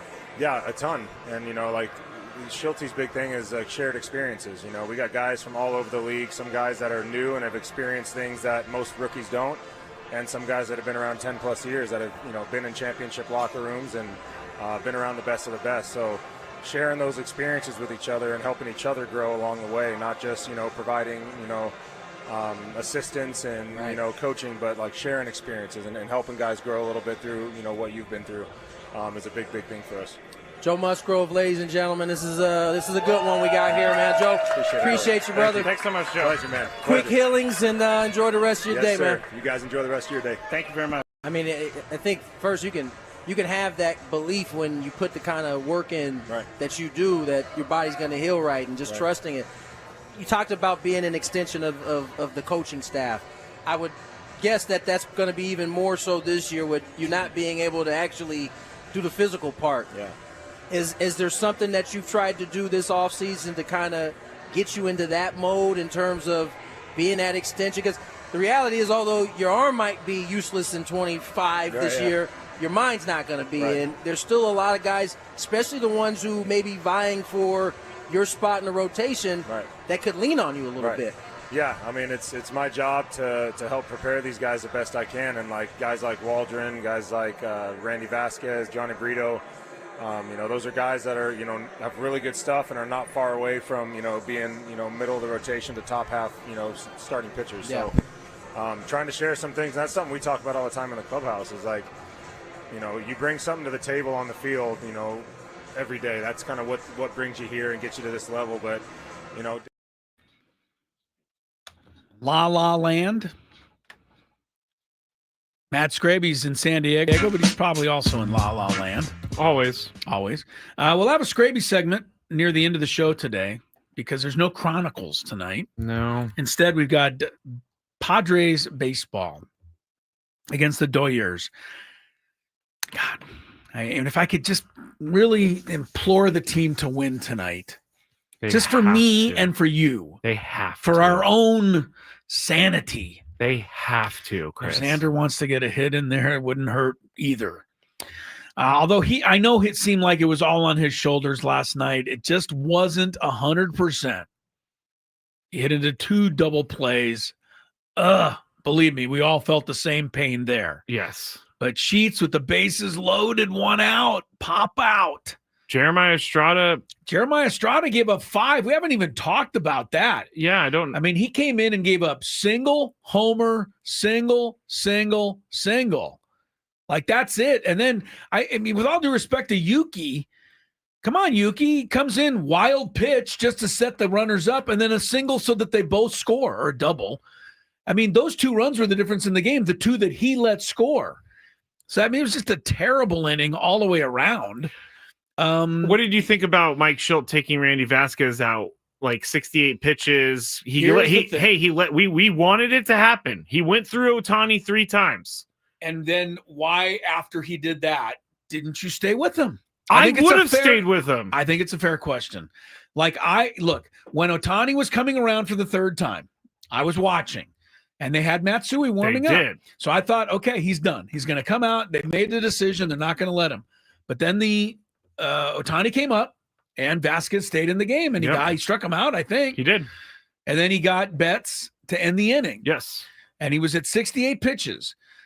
The only thing he'd really done wrong was, hang 2 pitches to Pajes, which is, but still. Solo shots. You're still in the game, 3-3. I think it's a little bit of Monday morning quarterbacking, but it's not a lot. I think eventually you got to take the training wheels off. The training wheels are off for me. Right. Obviously, I'm not the manager. So. No, but let him pitch the 6th inning. You already let him get Ohtani and Betts. So why not stay with it now? Yeah, because now you're going into the part of the lineup that he could. I would have stayed. Not as difficult. I would have stayed with him. Vasquez, I think, has impressed me. He didn't walk anybody again, right? Or maybe he had 1 walk. No, he had no walks. No walks, right? He's coming after guys. Yep. He's not wasting pitches. 68 pitches is not too many, especially when your bullpen might be a little tired. I don't know if Estrada's tired. I know he would never say that. Use it as an excuse. He's pitching terrible. That's what he would say, and that's accurate. But yeah, I don't know why you took Vasquez out there. I don't. I think the training wheels need to come off. And here's the other thing. You got Kolek tonight. So you're going to do the same thing? I feel like he has more faith in Kolek than he does in Randy Vasquez. I mean, but eventually this game's going to get into the 6th inning tonight. So where are you going to go? And we talked about yesterday. I talked about it on Monday. Mike Schilt says that his bullpen is being used a lot, but it's kind of a self-created problem when you're only letting guys go 4 2/3 or 5 innings. Then you have 4 innings to cover on the other every single night. I know, I hear you, but on the other side, the Dodgers do a bullpen game every night and beat you. I don't know how that is possible. That is so annoying. It is very annoying. And they put a graphic up last night. Do you know what team has had the most bullpen innings this year by a wide margin? The Dodgers? Yeah, Dodgers. They've used their bullpen way more than any other team. And yet they have a bullpen night Monday. They have a bullpen night last night. They have a rookie who hasn't pitched in 2 years starting tonight. So they're going to use the bullpen most of tonight as well. Eventually, you've got to make that strategy, not pay off for them. But they keep doing it. These guys come in.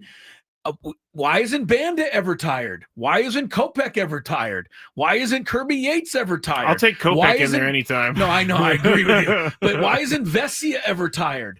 These guys seem like they pitch every game against us.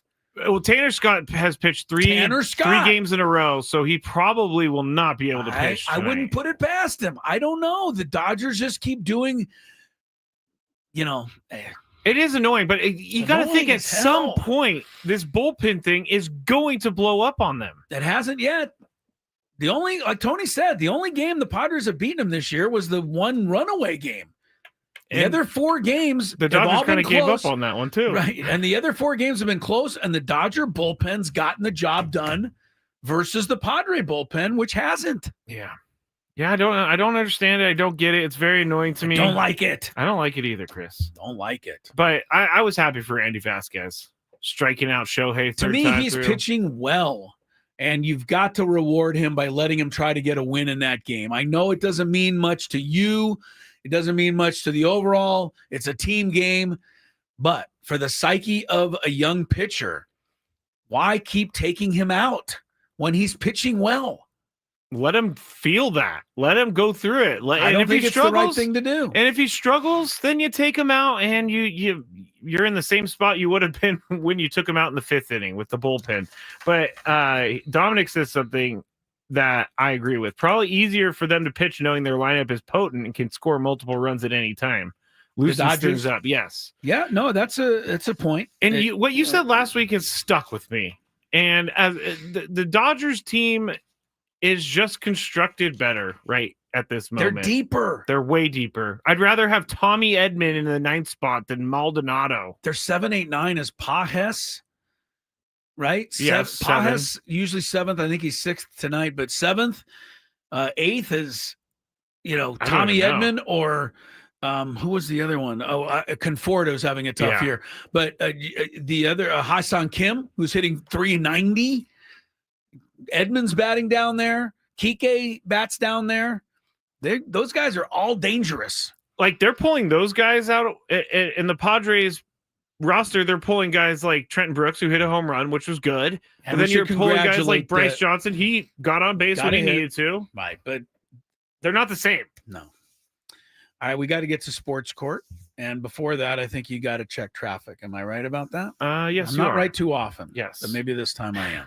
From the 855 Get Ross Traffic Center, protecting San Diego after accidents or injury. This traffic report is brought to you by Islands Restaurant. You get a crash, it's on the northbound side of the 15, right at the 78. It's off on the right shoulder, but it is slowing everyone down. And on the southbound side of the 15, there's another accident right around there, right at Valley Parkway. And the exit ramp is partially blocked. Big on protein, rich on flavor. The new $10 Islands Restaurant's protein bowls are here for a limited time. Packed with over 40 grams of protein and stacked with fresh ingredients for the flavors you love, just in a bowl. Find your protein paradise at islandsrestaurants.com. I'm Sue Aller with Gwen and Chris, San Diego's #1 sports station, 97.3 The Fan. Do you have a sports issue, San Diego? Do you need a third party to make a decision? The guys have put on their robes and picked up their gavels. All rise. Here comes the judge. Gwynn and Chris Sports Court starts now on 97.3 The Fan. All right, we don't really have anything local except for the last one, but we do have a couple things that happened in Major League Baseball over the last couple days I think we can make a ruling on. If you love Mediterranean food, try Spiro's for authentic Mediterranean cuisine in Coronado or La Jolla. For dining or takeout options, visit spiroscuisine.com. All right, the first one is going to be, there it is, the bed.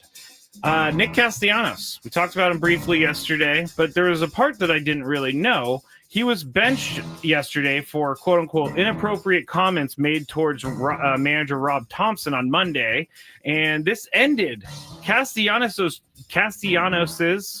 236-game consecutive start streak, the second longest active streak in Major League Baseball and longest for the Phillies since Pete Rose, 1980 through 1983. So, Tony, you're up first. Is it wrong to bench him for comments to end his streak?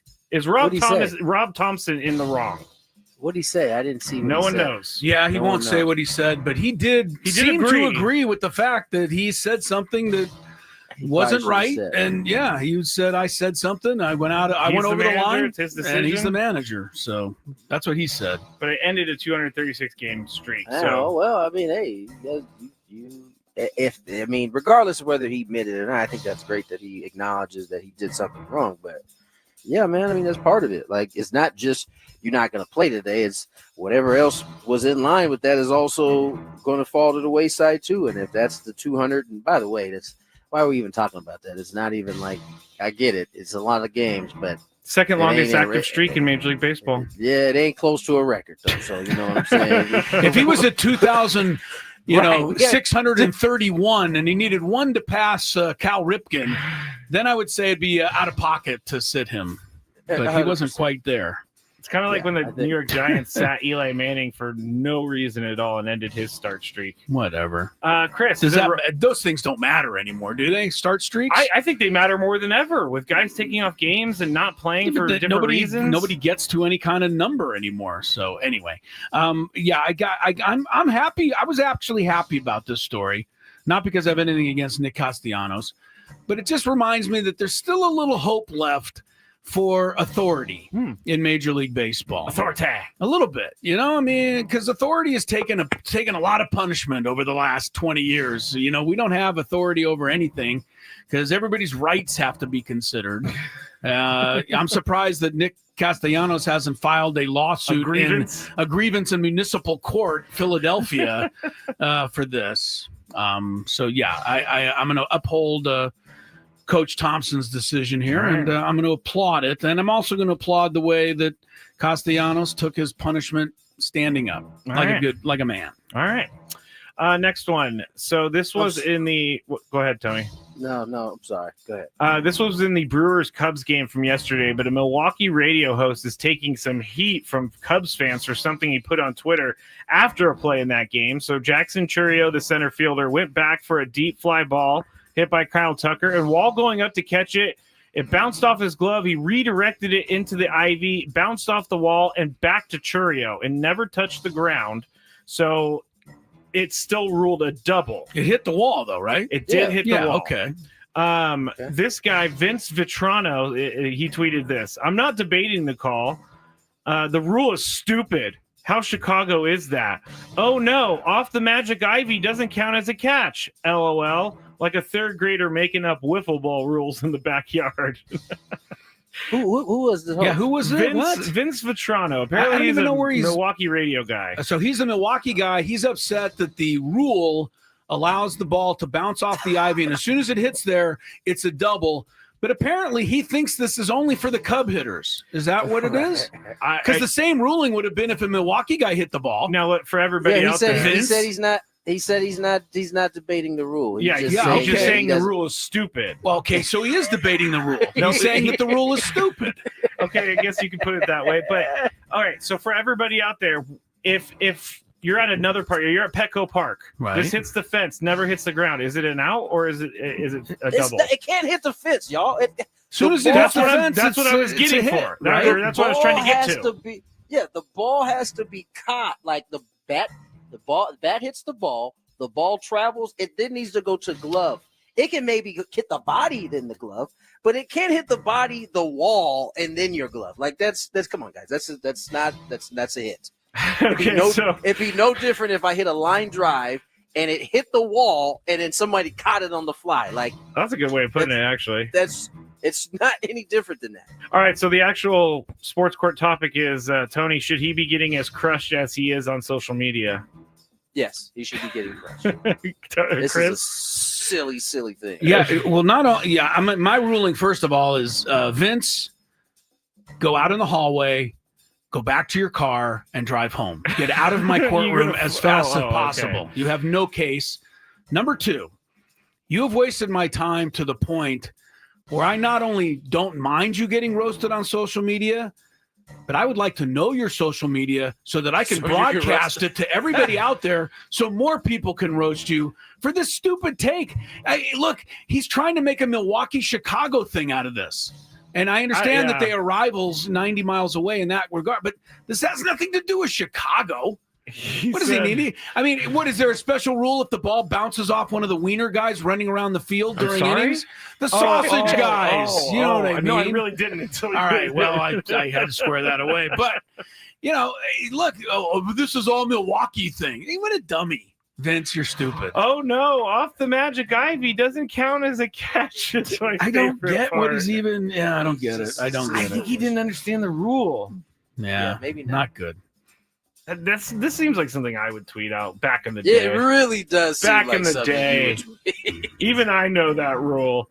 All All right, last one. This is from someone who sent this to me over the weekend, knowing that we like to talk about driving stuff and driving etiquette and all this other stuff. But this is from the guy. I'm usually the driver for my family, but recently I've had to take medication, so I'm not supposed to drive for a few weeks. So over the weekend, my wife and I took the kids to the fair. She was driving. We were going 5 north in the Via de la Valle exit line. Right. I was trying to keep my cool, but my wife kept letting people in and cut the line. Very good. What's this young lady's name? I don't know. Here. Bring her into the courtroom. Jerkface is what her name is. Well, he called her Jerkface? I called her Jerkface. Oh, you call for letting people in? What if you're the person that wants to get in? That's my fault for not planning ahead. I got you. Sure. I finally, so you would just accept the fact that she didn't let you in and drive off. Let me finish, and then I will find go back that to hard that. to believe. I finally spoke up and said she needs to not let that happen because it messes up everything for the people behind us. Yeah. She said she wanted to be nice, and this may be an overreaction on my part, but I told her she is rewarding bad behavior and she is allowing the dregs of society to cut in line. Okay. Now, back to you, Chris, Yes. and your point. My ruling. I will not, if there is a space and I can safely make There's always a space. There There's might be always a space. but I'm talking about the people that wait until the very last second. I know, I that get you. try to hit your car because they have to get off the freeway. I get you, and they didn't wait in line, so you would Thank like you. them to pay the price and not let them in. Okay, so the Guess question what? from Let this them guy in. is this: do you Okay. guys think letting people in while waiting in a long line is okay? It's fine. It's okay. You know why it's You okay? disappoint me. You know, I don't disappoint you. You know why it's okay? Because all of you people, and I want everybody in society to listen to my ruling here. The dregs of society? No, I'm not talking to the dregs. I'm talking to all, dregs included. Understand that if somebody does cut you off, as frustrating as that may be, please just remind yourself you're now only 1 car length further back. It's okay. Your day will continue. Don't have a coronary. And if we had more of that attitude and less of the I'm going to kill that guy for cutting me off attitude, everything would be a lot better. I off. never say that. I just Yes, don't give you anybody do. a space. Yes, you would I like just to don't give anybody you- a space. If you had a rental car, you'd hit the bumper, I think. I've told you guys before when I was driving my crappy Prius, I was like, hit me, dare ya. Yeah. Tony, is it? Do you think it's okay letting people in while waiting in a long line? I'm gonna give you guys a real answer. It depends on my mood that day. That's a Yeah, good fair point. enough. too. Fair enough, That's a good Judge. point, Fair too. enough, Some Judge Gwynn. days, some days I am. I feel like you know what, it's the right thing to do. Yeah. Let you in, but some days I don't. Some days I am like, nah, man, nah. I just watched this other car in front of me let 3 people in. No one else is getting in That's it, front of me. I'm tired. It went from 1 car to 8 cars, so I'm done. I'm not doing it today. That's how I feel sometimes. But The only reason I try to be like Chris on most occasions, but occasionally, I'm not the best version of myself. Yeah, no, you do finally get to a point, right? Everybody has a point. Here's the thing that reason I do let people in is because not even every now and again, oftentimes I'm the guy that needs to get in. Yeah, no, Because I'm definitely that guy, impatient. I don't want to sit back there 2 miles. I drive up there and I wait for an opening, and there's 99% of the time But an what opening. if you don't find an opening? Are I've you never not cutting found your one. way in, or No, are you I just would go going to the past. next exit? I would go to the next exit, Okay, but I've then never that's fine not. with me. I've never not found one. That's okay. I've done that.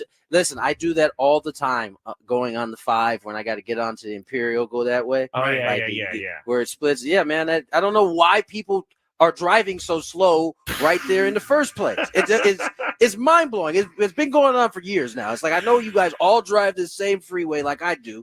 Why are we slowing here? There's no reason to slow. You get to that point every time, and you can get in because there's a whole bunch of space because people are driving slow. I just don't understand. There's always It's like somebody that's a little slow on the get up and lets you in. Oh, there's always always. there's always the one on the phone. Like we talked about this a couple weeks ago. The person Yeah, who would like, oh wait, now I need to go, and then Listen, they race through the red, and then I have to wait. If there's a chance for me to catch you slipping, I will catch you slipping and slide on in front of you. I will. Yeah, but I will return the favor. If you need to get in and I notice that you need to get in. Plus, I think it's hypocritical of me 100%. when I'm sitting in the right lane and I put my left blinker on and the guy in the left lane who's behind me notices my blinker and speeds up so that I can't get over. And I go crazy. So I don't want to be that guy when somebody else needs to get over. Man, you should never drive near me.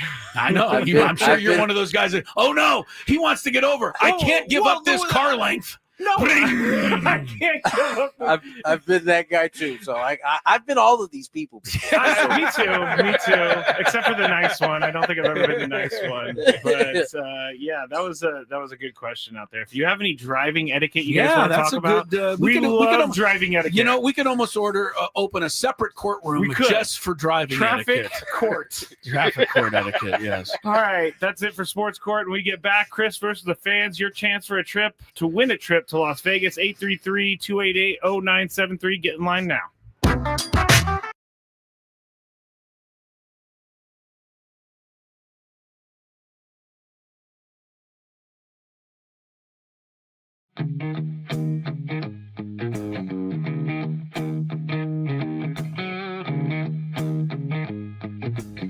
There's a Roadrunner. Meet me.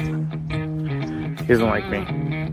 I guess I wouldn't like me either if I was chasing me. As you can see, I'm all Aztec out here at the Aztec baseball tournament. It's the SDSU baseball alumni tournament. Right now, we are 1 under in the scramble, and Chris is playing well, Tony's playing well, but our ringer, Jack Townsend, is playing really well.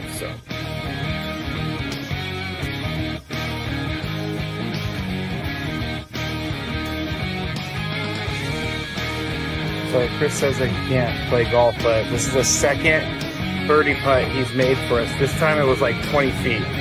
Thank you very much, Greg. But once again, you're hitting some very nice shots as well. I'm not usually complimentary to you, but I can't help but be complimentary. Your shot making today. With my what? Your shot making. You've hit some.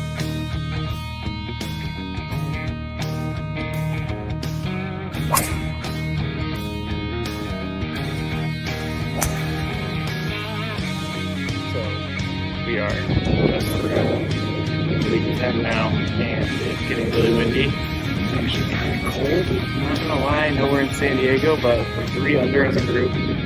We just got off the birdie, and I just hit my defense.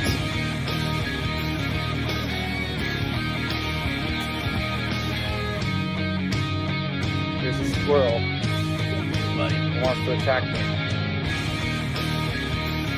Squirrely! We just got our second birdie of the day thanks to this guy. Yeah, a 4-footer after. It was a 5-footer. After our pro drove it 300 to the front of the green and then chipped it within 5 feet. Uh-oh. Gravy, don't feed the animals. Don't feed the animals. I do feed animals, but Chris made a birdie putt. Leaving the golf course. And we ended up shooting 63 once everything was accounted for, since it was a scramble, and we had an SDSU golf player, Jack Townsend. He was with us, and he did a lot for us. I think we shot 63 because of him, but we all had a good time.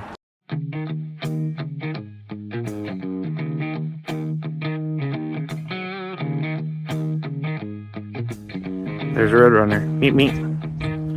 He doesn't like me. I guess I wouldn't like me either if I was chasing me.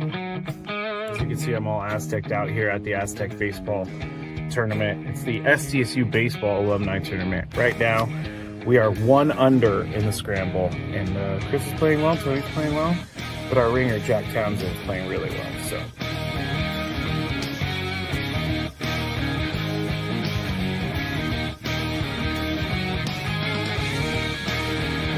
Chris says I can't play golf, but this is the second birdie putt he's made for us. This time it was like 20 feet.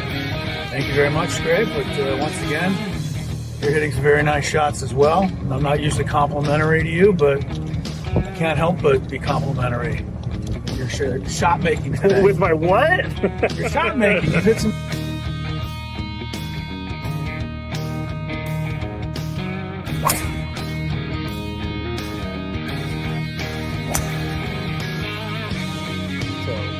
We are just around league 10 now, and it's getting really windy. It's actually kind of cold. I'm not gonna lie, I know we're in San Diego, but we're 3 under as a group.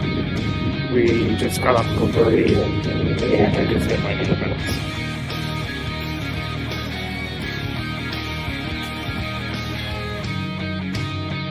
There's a squirrel. He wants to attack me. Squirrely!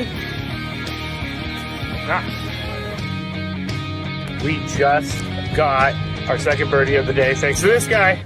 Yeah, a 4-footer after. It was a 5-footer. After our pro drove it 300 to the front of the green and then chipped it within 5 feet. Uh-oh. Gravy, don't feed the animals. Don't feed the animals. I do feed animals, but Chris made a birdie putt. Leaving the golf course. And we ended up shooting 63 once everything was accounted for, since it was a scramble and we had an SDSU golf player, Jack Townsend. He was with us and he did a lot for us. I think we shot 63 because of him, but we all had a good time.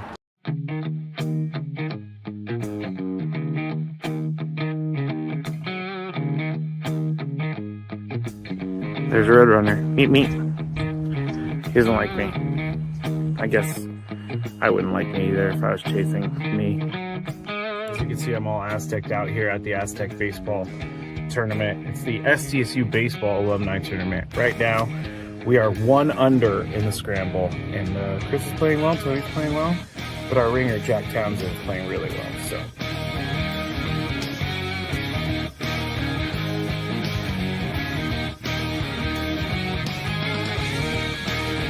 So Chris says I can't play golf, but this is 4 o'clock.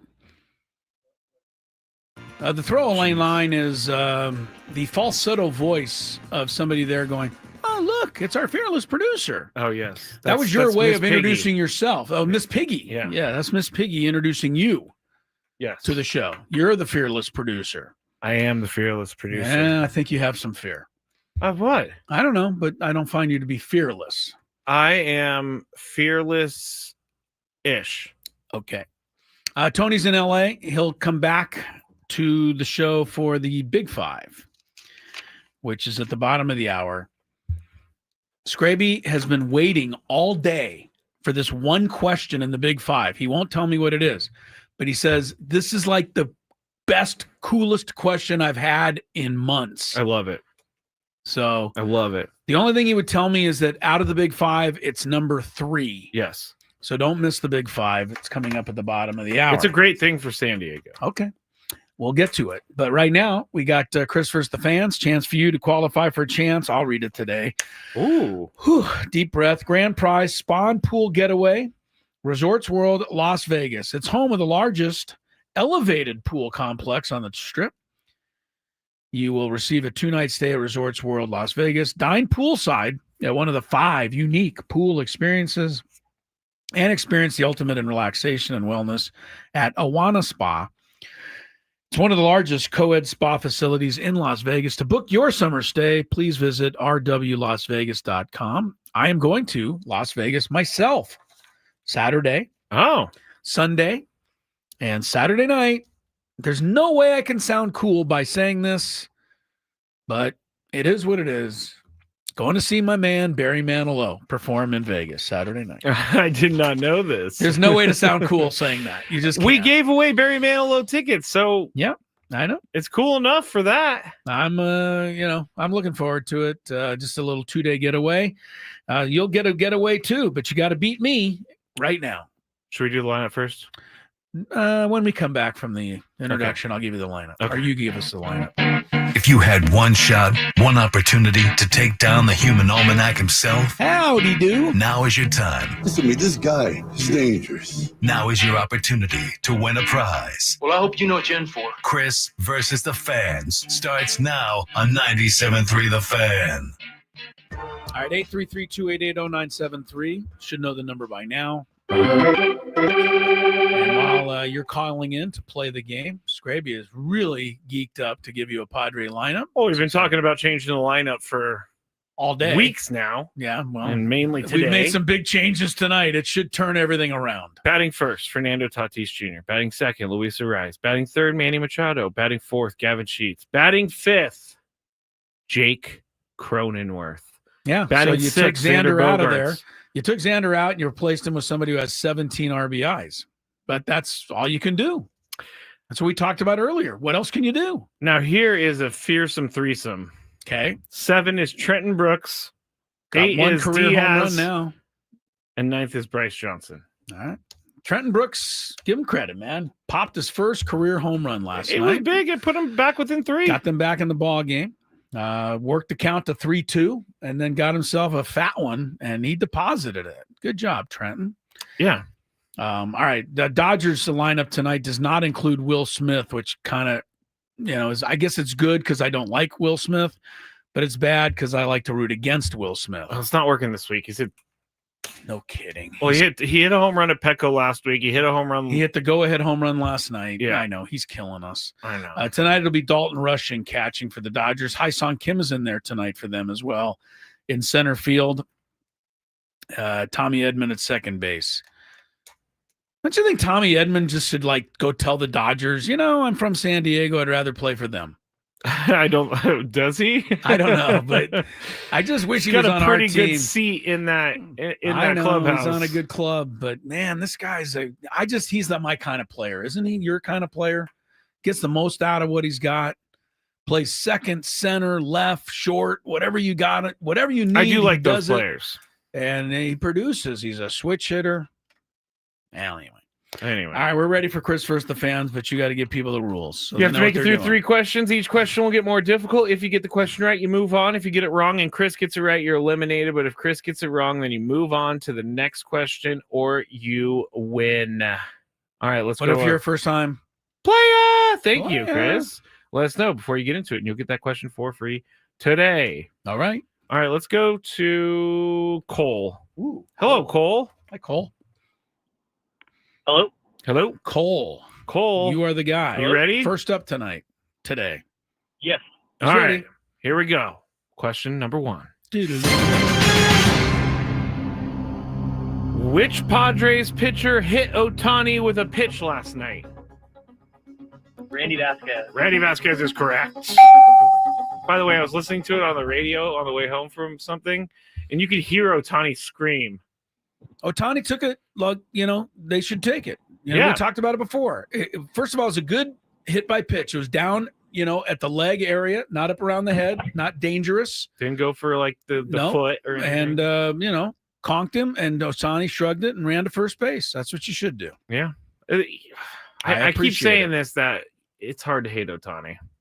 I like guys that are the bigger person, and that's what he was yesterday. You don't hate Ohtani. You hate the coverage of Ohtani. Thank you. I've said that many times. Thank you.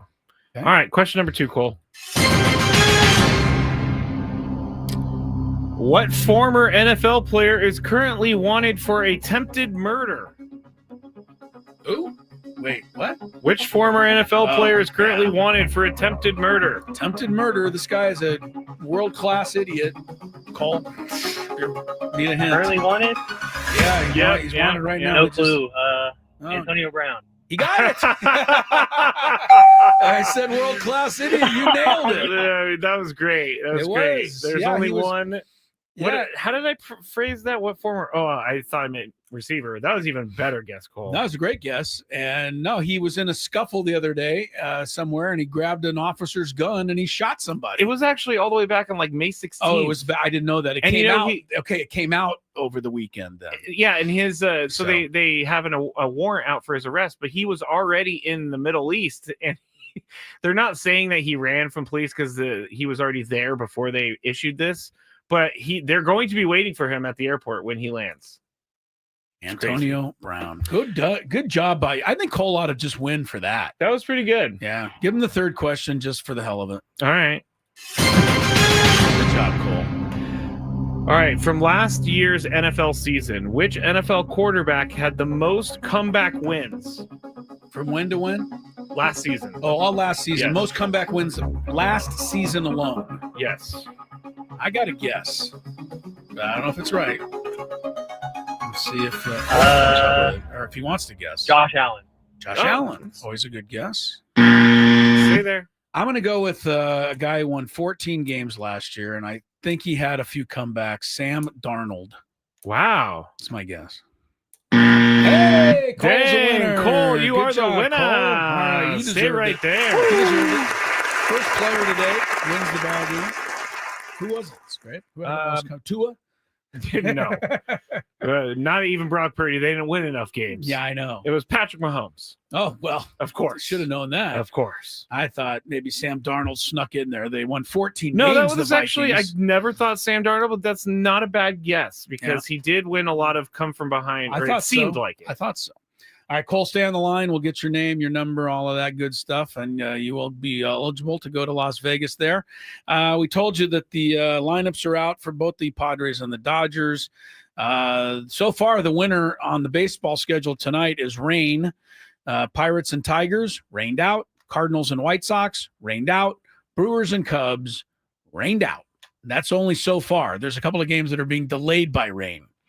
Do you ever think, So Chris, a lot of because rain we out work there. on a station with a team that never gets rained out, do you ever count your lucky stars that we work in San Diego? It helps, yeah. Because it would be so brutal. That schedule being that on that like afternoon radio show would be so hard because you're just constantly either you're in, you're out. Especially for our show, because our show is based on the time of the start of the game. Yeah.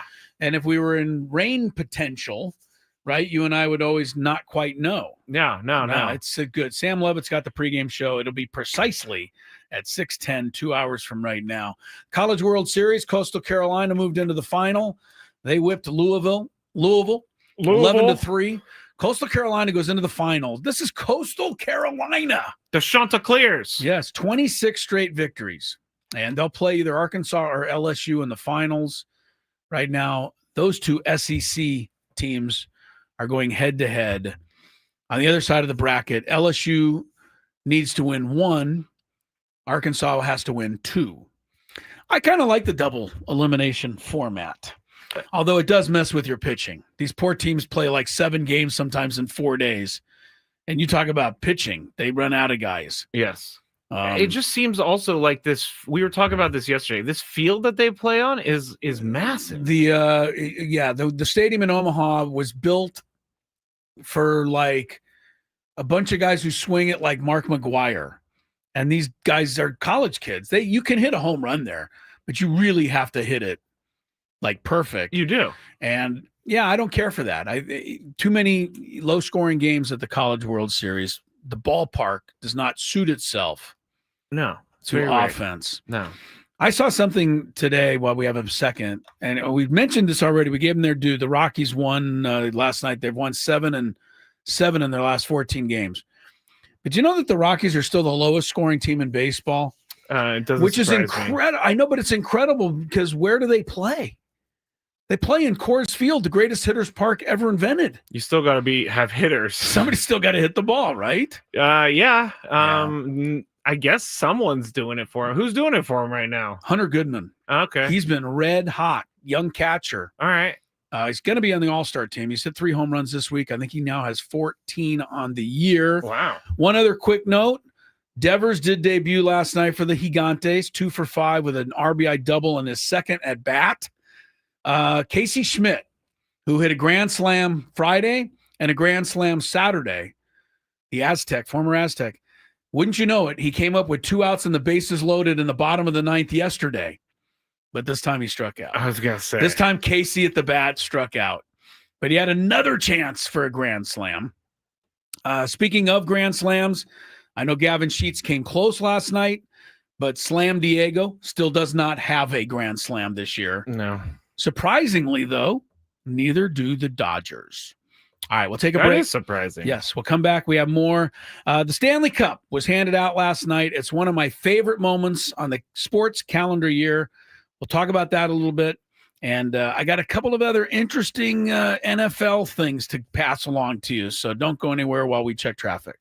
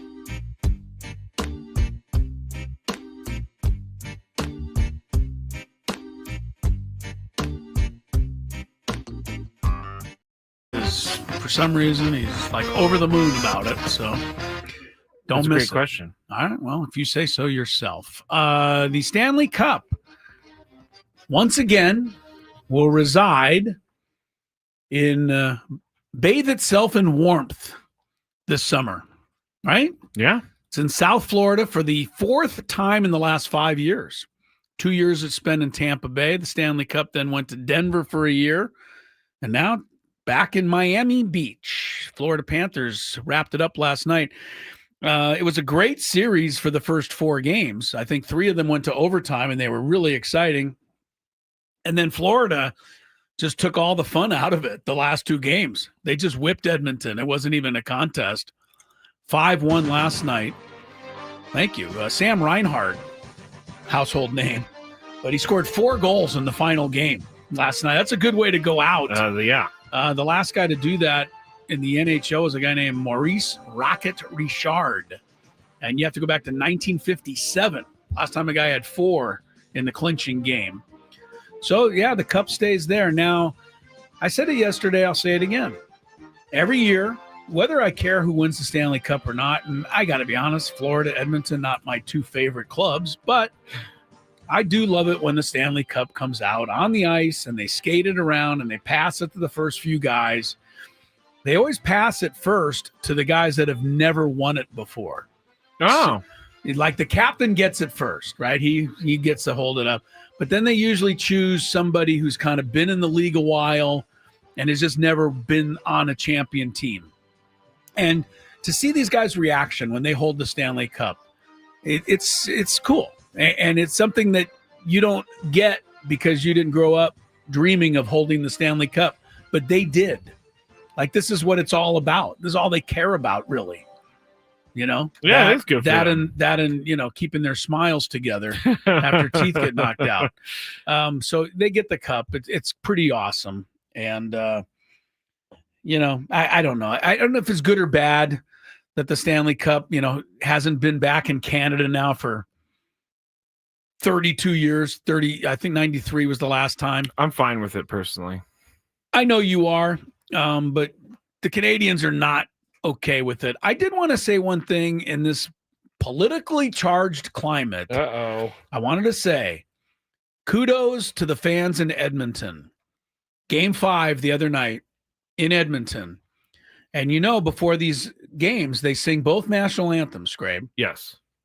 And nothing but class from the people in Edmonton while they're playing the United States national anthem. No booing, no ridiculous stuff like that, right? Just play hockey. Now, when the Canadian national anthem came on, they went crazy. I mean, you could tell the country pride. Fine. I do like that they got respected no problem with it, but they American, did respect. So I wanted to give a banner. Yeah, I want to give a props to the folks in Edmonton there on that. But anyway, it's back in Florida. You said that the guy who was the captain, Barkov, woke up his whole neighborhood at 5 a.m. today, showing off the Stanley Cup. I wonder if there was some old lady in a robe who came out who wasn't thrilled to see it, or maybe she was ecstatic to see it. I would assume that neighbors know who he is. Yeah, and they're all into it, and Right. so he came. But we have during the Scraby segment in like the 5:40 hour, we can play the video of it because it's on a Ring camera of him walking up to the house, ringing the doorbell super early, and then having someone behind him with the cup. That would be I would be pretty into it. Interesting. I would be very into it. Yeah. At first, I'd be very angry that someone rang my doorbell, but then I'm seeing the Stanley Cup. I'd be all bad. Be worthwhile. Like I said, I've been lucky to see and hold the Stanley Cup a couple of times. Is it heavy? It is heavy enough, but it's not impossible to lift. I said this before, but the coolest thing to me was the reverence that everybody has for the Stanley Cup, not just the players, not just the league and the whole tradition of it, but the guy who's with the cup will tell you. And it's the guy that you see on TV. He's got the white blonde hair, and you see him everywhere. Forget his name, but he comes with the cup. No matter where it goes, he comes with the cup. And you try to lift it up, and he'll respectfully ask you not to. Really? Because the only people who are supposed to lift it up are people that win it. Right. And I think that's a really good tradition. And if you got to see the Stanley Cup you'd be cool with it. It would be fun. You'd take a picture and you'd think it was great. But if you took that Stanley Cup to, say, a young NHL player who's just starting his career out and said, hey, here, look, the Stanley Cup. They wouldn't do anything. They wouldn't with go it. near it. Yeah. Nobody ever wants to touch it. A curse. It's a curse if you touch it and before you win it. Anyway. Now, Stanley where Cup's is cool. the Stanley Cup kept? In between? I think in the Hockey Hall of Fame in Toronto. I think each team gets a replica of it, for their offices. Okay. But the actual one, I don't think it's kept anywhere. I think this blonde guy is traveling around with it pretty much 365 days a year. That's it, like a handcuff to him. It's everywhere. It shows up in all kinds of places. And as we know, another great tradition is that each player gets 1 day with the Stanley Cup during the offseason. That is another very cool tradition. That And is very cool. Most guys share it with the community. They have a parade or something, and so ring everybody can doorbells come at and 5 see a.m. it, or they ring doorbells, whatever they do. I'm looking at how much the Stanley Cup is worth. Okay. And they say they don't know. Doesn't have a monetary value. Its true worth is considered priceless due to its I would historical significance. Yeah. I would wonder how much they would take for that. How much does it weigh? Did you look that up? Let me look up that. I don't know. I'm not good at judging that. I know I could lift it. I mean, it's not that bad, but it's not. Oh, it's heavy. 34.5 pounds. Yeah. That is pretty heavy. Yeah. I mean, it's not going to happen for me. There's no way. You're But it'd not be a hell of a bucket list item to say I got my name on the Stanley Cup somehow. What did they put on it? Just the team, Every team that player. won. Every player. Yeah. Every player. Now, is the Stanley Cup going to one day be like 10,000 feet tall? No, what they've been taking rungs off the bottom. See, that's not cool. They have to. They don't have enough room. But right now, if you looked at the actual cup that the guy held around last night, I bet you there's guys' names on there from the 60s still, maybe the 70s. I mean, that's cool. So the guys from the 40s, 50s, 60s, they have the rungs on display at the Hall of Fame. So but you're not on the actual cup they carry around. But you are pretty much for the rest of your life. It's going to be 60, 70, 80 years before they take your name off. I think it's a fair deal. There's a ESPN graphic that I just came across. The current Stanley Cup is approximately 3 feet tall, but if they had everybody, it would be 6.25 feet tall. If everyone was still on there. Yeah, so Yeah. I mean, I understand you can't fit just be everybody. carrying around a 10-foot Stanley Cup. Can you imagine Gary Bettman, that little guy, picking it up to hand off to the guy? Be like, whoa, whoa, whoa, whoa, whoa! He would break it. Gary's down. Gary and Rob Manfred need to get together. I would watch a reality show about those two. Can we just have Adam Silver and Goodell in there for fun too? No, Goodell would be like, all I'm four too of them. cool for you guys, and Adam Nah. Silver would be like, I'm too busy ruining my sport for you guys. Somebody sent me a note and said, yes, he does go with it around the world. Whoever sent me this, thank you. Craig is his name, but said, yeah, the blonde hair guy. Let's just call him blonde hair guy. No, I'm gonna give him a name. I'm gonna Google the guy blonde with hair the Stanley Cup. No, I'm looking him up here. Phil Pritchard. There you go.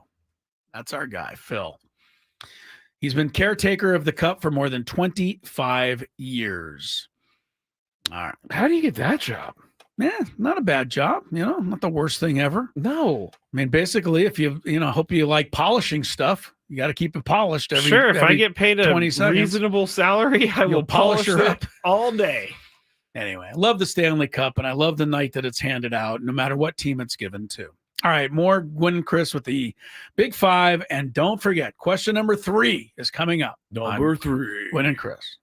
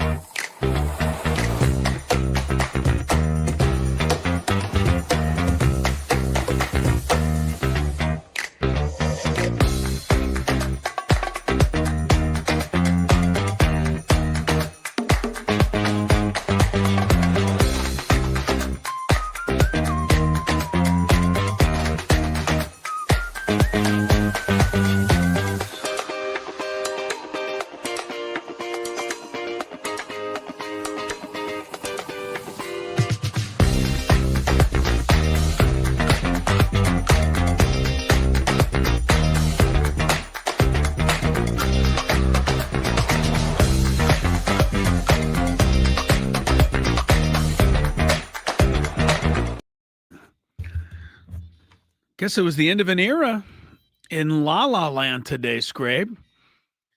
The Buss family. Jerry Buss was the patriarch of all of that. Now Jeannie Buss and everyone else selling off the Lakers. $10 billion. Mark Walter, Doddgers owner, now owns the Lakers as well. Yikes. Yeah, I don't like that. I don't like it, not because of the Dodgers or anything. I just don't like when rich people keep acquiring things and just hoard them. The way the whole system is set up, that's how it goes. That's kind of how it works. Yeah. Once you get, as they say, the first million is the easiest or the hardest to make. Yeah. Well, yeah. I wouldn't know. Still trying to get there. Yeah, still trying to get 1,000 personally. Haven't figured that out yet. All right, let's check some traffic. We got a good big five, Scraby says, and he says especially question number 3. 5 Get Ross Traffic Center, protecting San Diego after accidents or injury. This traffic report is brought to you by Islands Restaurant. Got 3 problems, not 1, not 2, but 3 problems on the 5. We'll start off northbound at Carmel Valley Road, exit 33. You have an animal being reported in the center divider. Then just after that, at exit 34, there's a crash. And then further north, again on the northbound side of the 5, right at exit 51A, you have another accident. Big on protein, rich on flavor, the new $10 Islands Restaurant protein bowls are here for a limited time. Packed with over 40 grams of protein and stacked with fresh ingredients for the flavors you love just in a bowl. Find your protein paradise at islandsrestaurants.com. I'm Sue Aller with Gwen and Chris, San Diego's #1 sports station, 97.3 The Fan. It's that time of the show when we check on the latest in sports. Only the most important topics and questions are brought to light. Stop what you're doing and listen. These news stories will astound and amaze you. The one, the only. Oh my God, who the hell cares? The Big Five starts now on 97.3 The Fan. There is one Big Five story specifically I cannot wait to get to, and that will be at number 3, because something might be coming to San Diego that I think is amazing and awesome and great, and we'll Libby get to Dunn that. was already here. It's not Libby Dunn. Okay. That caught me off guard, to be honest. It's not Libby Dunn. It's something else, but we'll get to that. All right. Number 5. So we're going to have to start with Andy Pages. He went 4 for 4 last night with 2 homers in the Dodgers win over the Padres. We all loved what Manny Machado said the other day. I still stand behind what Manny Machado said after Pages got hit by a pitch Monday. He basically, paraphrasing, said if they're going to hit someone, it wasn't going to be Pages. Well, we talk sometimes about bulletin board material. So, Chris, did the Padres provide Pages some bulletin board material? No, I would just say that Pages provided me a night of total anguish, as I discussed at the beginning of the show, because I really hate when a team or a player that I am not a fan of basically sticks it to my team, and there's not a darn thing I can do about it. So I hate that. Nothing. And that's what Pages did. So, I mean, what can I do? You know, the Padres didn't try to hit him. He overreacted. You know, as we talked about it earlier, he probably triggered the hit by pitch brigade last night. And we talked about that already. But and then he comes back the next game and he sticks you for 2 homers and 4 for 4. What am I supposed to do? I mean, you got to tip your cap and take your medicine and turn the page. So it was hard to take. It was. I didn't like it at all, but I give him the credit. I don't think bulletin board material. We've talked about this before in baseball. If somebody does give you that, you don't want to try too hard anyway. It never helps you be successful. Tony, do you think the Padres provided Pages with some bulletin board material? I agree with Chris. I think that's an appropriate answer. Andy Pages is a good player, and he did what good players do. And it just so happened to be after the night that he got hit by a pitch and overreacted to it. And as Chris said, there's a chance he started, would you could say, the hit by pitch brigade? Yeah, I guess there's a chance he caused that. But, yeah, man, I mean, you know, I don't think it had anything to do with what Manny said. I mean, it still holds true. I mean, if the Padres are going to hit somebody, as they did. As they did. You saw who they hit. It was not Pages. It wasn't him. It wasn't that it wasn't true. It's just he just happened to have a good game the next day. I know we talked about it earlier, but I'm still shocked. I didn't even think Ohtani was allowed to be thrown at like that. Like, that is I thought Randy Vasquez was going to be arrested for something like that. He put the cone of silence down, and the ball came in and hit him. The cone of silence. Yeah, the cone of protection, I guess it would be. The cone of protection. All right. Well, Andy Pages, whatever. Win for him. I hate to tell you, win for him. Yep. Ravens general manager Eric DeCosta recently said that contract extension talks with quarterback Lamar Jackson were at the introductory stage, and Jackson declined to provide any further update yesterday. He signed his last deal in 2023, but has a cap number this year of $74.5 million and is now 10th in the league among quarterbacks when it comes to average annual salary. During a press conference earlier yesterday, Jackson was asked where the talk stood. He said he didn't want to tell anyone because he does not talk about contract negotiations to the media like that. So he really wants to be paid the most. A reporter asked him, would you like to be paid the most in the league? He said, yeah, that sounds good. So, I mean, who wouldn't say that? Tony, is Lamar Jackson worth the most money per year in the NFL? Yeah, since it's his turn, I guess so. Yeah, I mean, whenever a quarterback comes up, especially one of this cloth, you pay him the most, and then Mahomes' turn will come up, and then you'll pay him the most, and then Burrow's turn will come up, and you'll pay him the most, and it'll just keep going. But he's the one up right now, so yes, he is definitely worthy of the most. Chris, what do you think? Is he worthy of the most? Because I'll tell you what Ravens fans think after. Well, Raven fans some of them are gonna say, look, win a playoff game before you get paid the most. That is it. But he's got 3 MVPs or 2.5. He either wins it or he's in the running for it every year. He's a tremendously exciting player. I believe from a business standpoint, if you're the Ravens, I got to believe you sell, hundreds of thousands of tickets to people who just want to see him play. He's that good. So they're certainly going to get plenty of return on their investment. There's a little part of me, that says, why is it that everybody, when their turn comes up, they automatically get the highest paid? But if Tua Tagovailoa could become the highest paid for a brief time when his turn was up, certainly Lamar Jackson can. It's just a no-brainer, unfortunately. That's the price of doing business. If you want a quarterback like that, if you want right, if you don't trade him, if you want to finish 4th every year, then don't pay him and have one of these lousy guys. Lousy guys. That's kind of the way it goes. Oh, like your backup quarterback, Zach Wilson? He said he's loving Miami, though. I bet they're loving him. All right, here's the story I wanted to talk about. NASCAR is working towards finalizing a deal to race on a street course next year in the San Diego area. Multiple sources told The Athletic, which would return the Cup Series. Jokes already bubbling in my head, but go ahead. To the potholes. To the Good luck, guys. Maybe NASCAR would end up paying us to repair potholes. Well, if they would do that, then that would increase. Yeah, I like that idea. NASCAR and the city of San Diego have not yet agreed on a deal, but discussions are ongoing, and it is expected that an agreement will be reached, according to those sources. So next month is the tentative announcement for this, pending a finalized deal. All right. So Chris, what you're telling me is that NASCAR is going to have a race here. Yeah.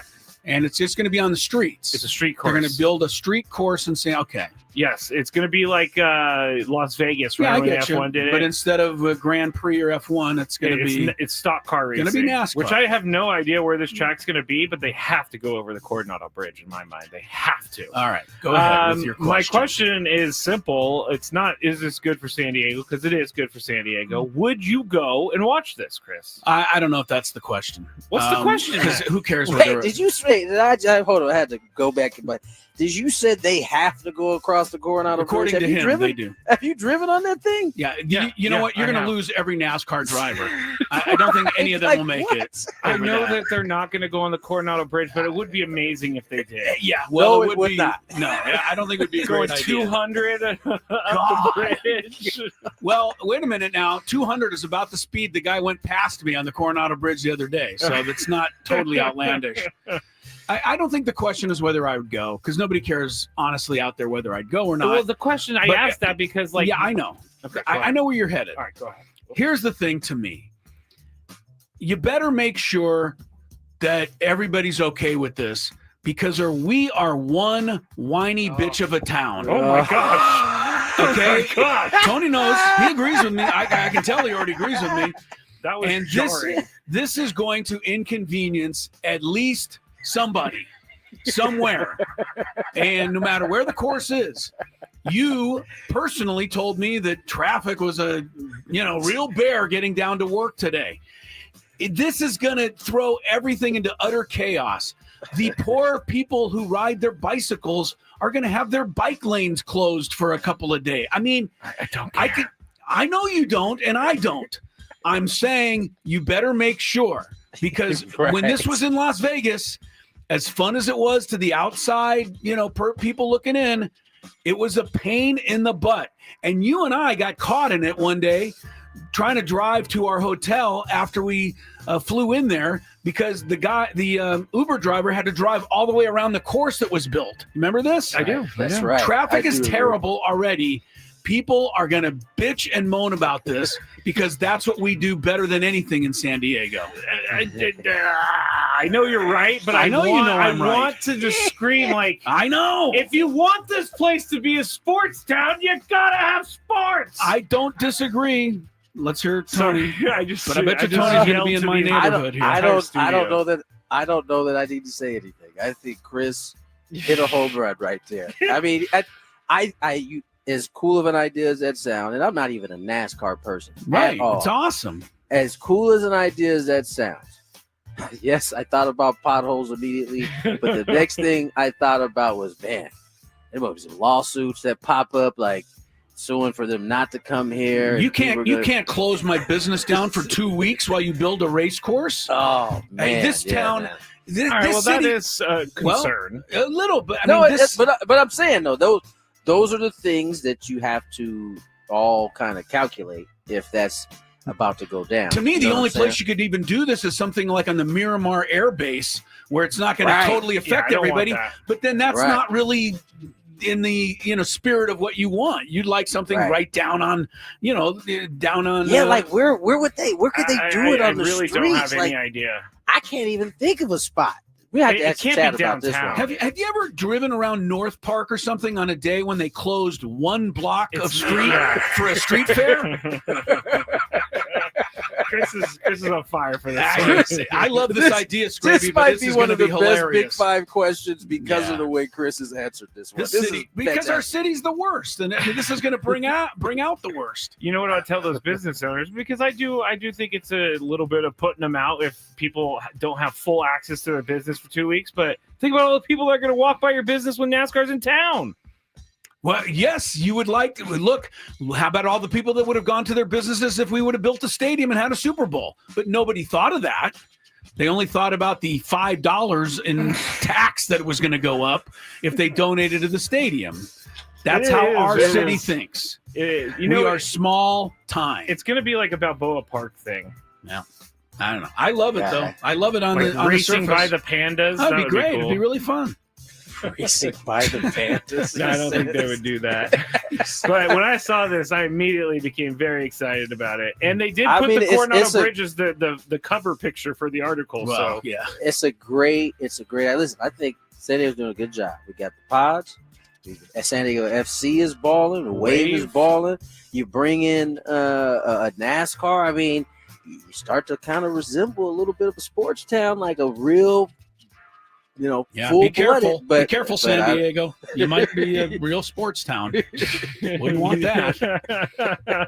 I think this is an honor because NASCAR is only doing street courses in right now in the United States one place, and that's Chicago. So I don't disagree with you, Scrape, but wait till you hear the complainers line up. Oh, I know they're there. I know. I got into a bunch of fights this morning on Twitter with them. So, about this? No, just about the Padres. I've had enough, as everybody already knows, and I've already said. Let's not digress. Okay. Let's not digress. Let's stay with our Big Five. Number 2. Coastal Carolina appears to be on its way to the College World Series finals, are in the midst of a 25-game win streak, and this is actually, if they go on to win the whole College World Series, this will be the second time they have won it all in the last 10 years. And, we always hear about the SEC. We hear about the ACC. UCLA's in the tournament, Big Ten. But these guys are a mid-major. So, Tony, how does Coastal Carolina put itself in position to win 2 national titles in the last 10 years? That's a good question. I don't know a ton about the program. I know that I'm watching them as we speak, or we watched them a little bit earlier. I just think that they clearly have figured out a way to do it. And I think it really should give hope to a place like San Diego State. Yes, it should. That you can be a mid-major, so to speak, and make an appearance in the College World Series. It's not, out of this realm. And they've been a consistent program too. It's not, they might be making the World Series this year, but they've been on the cusp a few times here. I don't know how they've done it, but I can say that they are providing a blueprint for how schools outside the Power Four can do it. Yeah. Chris? I mean, if I'm the San Diego State baseball coach, the first thing I'm doing is I'm flying down there and I'm finding out what, how they're pulling this off. Number one. Number two, I think the fact of the matter is the NIL has, for lack of a better term, made it really impossible for a Coastal Carolina to do something like this now in basketball or football because of the way the money is. Baseball is still not quite to that point. And you look at the results, not just them. Murray State was in the College World Series. That's right. Wright State beat top-seeded Vanderbilt in the tournament before, and not help knock them out. So, yeah, it's great for baseball. It opens it up a little bit. This is not a sport that has the same eyeballs as the others. But, yeah, if I'm San Diego State and that's all I'm really looking at, I'm down there. I want to know what they're doing, too, because it seems like we could be able to do it here. I hope. I think the Aztecs need to change their name to the Chanticleers. Chanticleers. I'm Please sorry. pronounce it No, right. we do not. Yes, and we don't need Tony, to we were either. talking about this yesterday. The coach of Coastal Carolina wanted to make sure everybody knew it's Chanticleers, and I ended up just saying Chanticleers, which he hates. No, he obviously pays very close attention to detail. I guess it's showing so. up. I guess so. All right. Number one. So this one is, we've talked about the pro athlete hate out there, and I saw a lot of Xander Bogaerts hate this morning, and whatever. If you're going to post that, you're going to post that. But here's my question, Chris. With all of the hate that's online nowadays, is this the most difficult time to be a pro athlete? I would say it's pretty, yeah. I imagine so. I'm not in that position, but like the guys in the 70s get letters to their houses or phone calls to their houses. Dave Kingman was an old ball player, hit a bunch of home runs for the Cubs, the Mets, played, I think, briefly here in San Diego. He once was upset with a sports writer. He mailed the guy a dead rat. Wait, the player did? Yeah. He sent it in the mail. The guy went to his mailbox, opened it up, carved open the box. There was a dead rat from Dave Kingman. Oh, my goodness. My point being, we don't have to do that anymore because that was the only way to get your point across back then, I guess. Yeah, I don't even know if anything happened to Dave Kingman for that transgression. Something probably should have. Yeah, but yes, I mean, it's so quick and it's so easily attainable to get your point. The other side of it, along with all the negativity, the access to the player's information is so much easier than ever before. That is true too. I mean, we already went over the whole story about Patrick Mahomes and everybody having their houses broken into when they leave town. Yep. So it's a very scary time in that regard. Yes, I agree. I don't, unless Tony can come up with something I'm not thinking the about. kneecap cannibal had to move because so many people are coming to his house. Well, he lost to the Commanders in that playoff game. What's he thinking? Well, yeah. Yeah. I mean, duh. Yeah, I do could have that. told the Lions fans that was going to happen. But, Tony, is this the most difficult time to be a pro athlete? Yeah, for sure. Yeah, there's more access to athletes. There was at least a little bit of privacy. Like, you didn't know what guys did once they left the field, which is why it was always a shock when somebody got into trouble, right? Because you didn't really know, like, you only saw them on the field where they did their pro thing, and then, they go home and you wouldn't know nothing about them. Now that's not the case. These people know where everyone is, why they're there, when they're leaving, when they're coming. And so, there's more scrutiny now than there has ever been. Yes, they're making more money, certainly, but I think there is a loss of freedom that comes along with it now that I don't think you necessarily had. You could be a professional athlete in the 80s and 90s and even really the early 2000s, right? And still have a semblance of privacy. I don't know that you have that in the same way. I think that's a lot of the reasons why, this generation of athlete doesn't go out as much, at least in the baseball realm. Yeah. They know that if they go out, someone will have a camera out and everyone will know where they were. And then that leads into the thought process of how they perform the next day. And so guys are on video games and streaming now because it is not worth it to go out and have a good time. Yeah, they can control their environment when they're doing But that. understand also 100%. that, but understand nowhere in either of those two answers did Tony and I mention the gambling aspect of this, because that really doesn't have anything to do with the danger they're in. I just want to be clear for all the idiots who think that doesn't matter. Yeah, you know what? We probably are erring on a mistake there, not bringing that up. I know. That certainly is a part of it as well. I think that's actually a new part that's being introduced that only makes it even more difficult because before it was legal, 4 years ago? Yeah. That element hadn't been introduced yet. Now, last 3 or 4 years is legal. It's being introduced, and we have new ways of why it's probably harder than it's ever been. I wonder if those people didn't message because it was illegal, and if they got reported, then they would be found out. And now they're Of course, it's I mean, free. now, exactly. There's no repercussions. There's nothing. Yeah, exactly. So you can do that. Real quick, do you guys think that the guys in the Padres clubhouse pop on Twitter every once in a while and see what fans are saying? I hope they don't, but I imagine it's probably too hard to what do you totally think, Tony? ignore. I was thinking about this last night. I would think that by now they know better Yeah, there's no gain going on Twitter. There is zero reason to go on. Yeah, like none, because there are no compliments on there anywhere for anybody. Ever, not just let alone now. I can't argue with you, but I still have that terrible myself. I still sneak on there once in a while. Oh, yeah, me too. To see what you listeners are saying, and I'm never happy that I did it. I know that. What's funny is I get on there too every once in a while, and it's like immediately like, why did I do this? What am I thinking? Yeah, my replies today are kind of all over the place, kind of crazy. Just done with the complaining. All right, that's it for the Big Five. When we get back, we got one more hour. We got a Scravy segment, and we'll get you set for this Game 3 between the Padres and the Doddgers on 97.3 The Fan. Hey, everyone. Tony Gwynn Jr. here.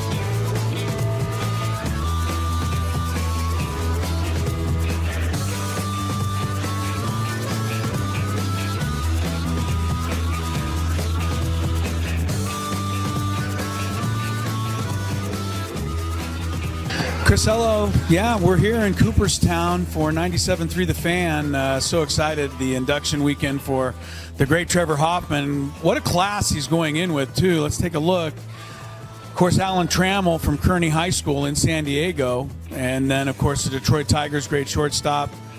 Jack Morris in a Tiger uniform there, but I always remember him pitching that 1-0 shutout in Game 7 of the 1991 World Series for the Minnesota Twins. Maybe the greatest postseason pitching performance of all time. Chipper Jones, Padre fans remember him. Every fan of a National League team remembers him because he would come in and do damage to that team. Only the second #1 overall pick in the Major League Draft, Chipper Jones, to be inducted into the Hall of Fame. The other is Ken Griffey Jr. Vladimir Guerrero. Never met a pitch he couldn't swing at. And powerhouse hitter for the Expos and then, of course, the Angels at the end of his career. Jim Thome, over 600 home runs, mostly with the Cleveland Indians. And then, the guy down here on the end who used to get all these guys out all the time, Trevor Hoffman, the greatest Padre reliever of them all.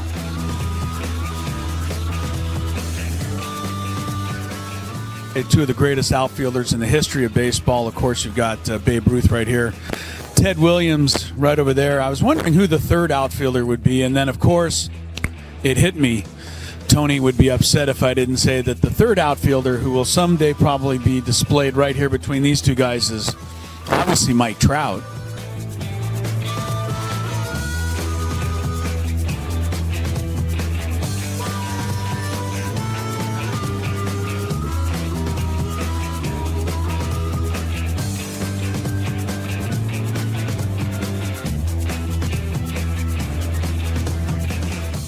And this is the San Diego Padres locker room here in Cooperstown. Obviously, a couple of jerseys there and hats, gloves, all-star stuff. I think the most interesting thing in this entire display, though, especially this weekend, is a picture in the top corner of Angus Young. He's the guitarist for AC/DC, wearing a Trevor Hoffman uniform, obviously playing Hell's Bells. I know that Trevor went to many AC/DC concerts and was honored by sitting in the front row to watch AC/DC play Hell's Bells in his honor. But there's a picture of Angus Young playing Hell's Bells for Trevor Hoffman, wearing the 51 jersey right there.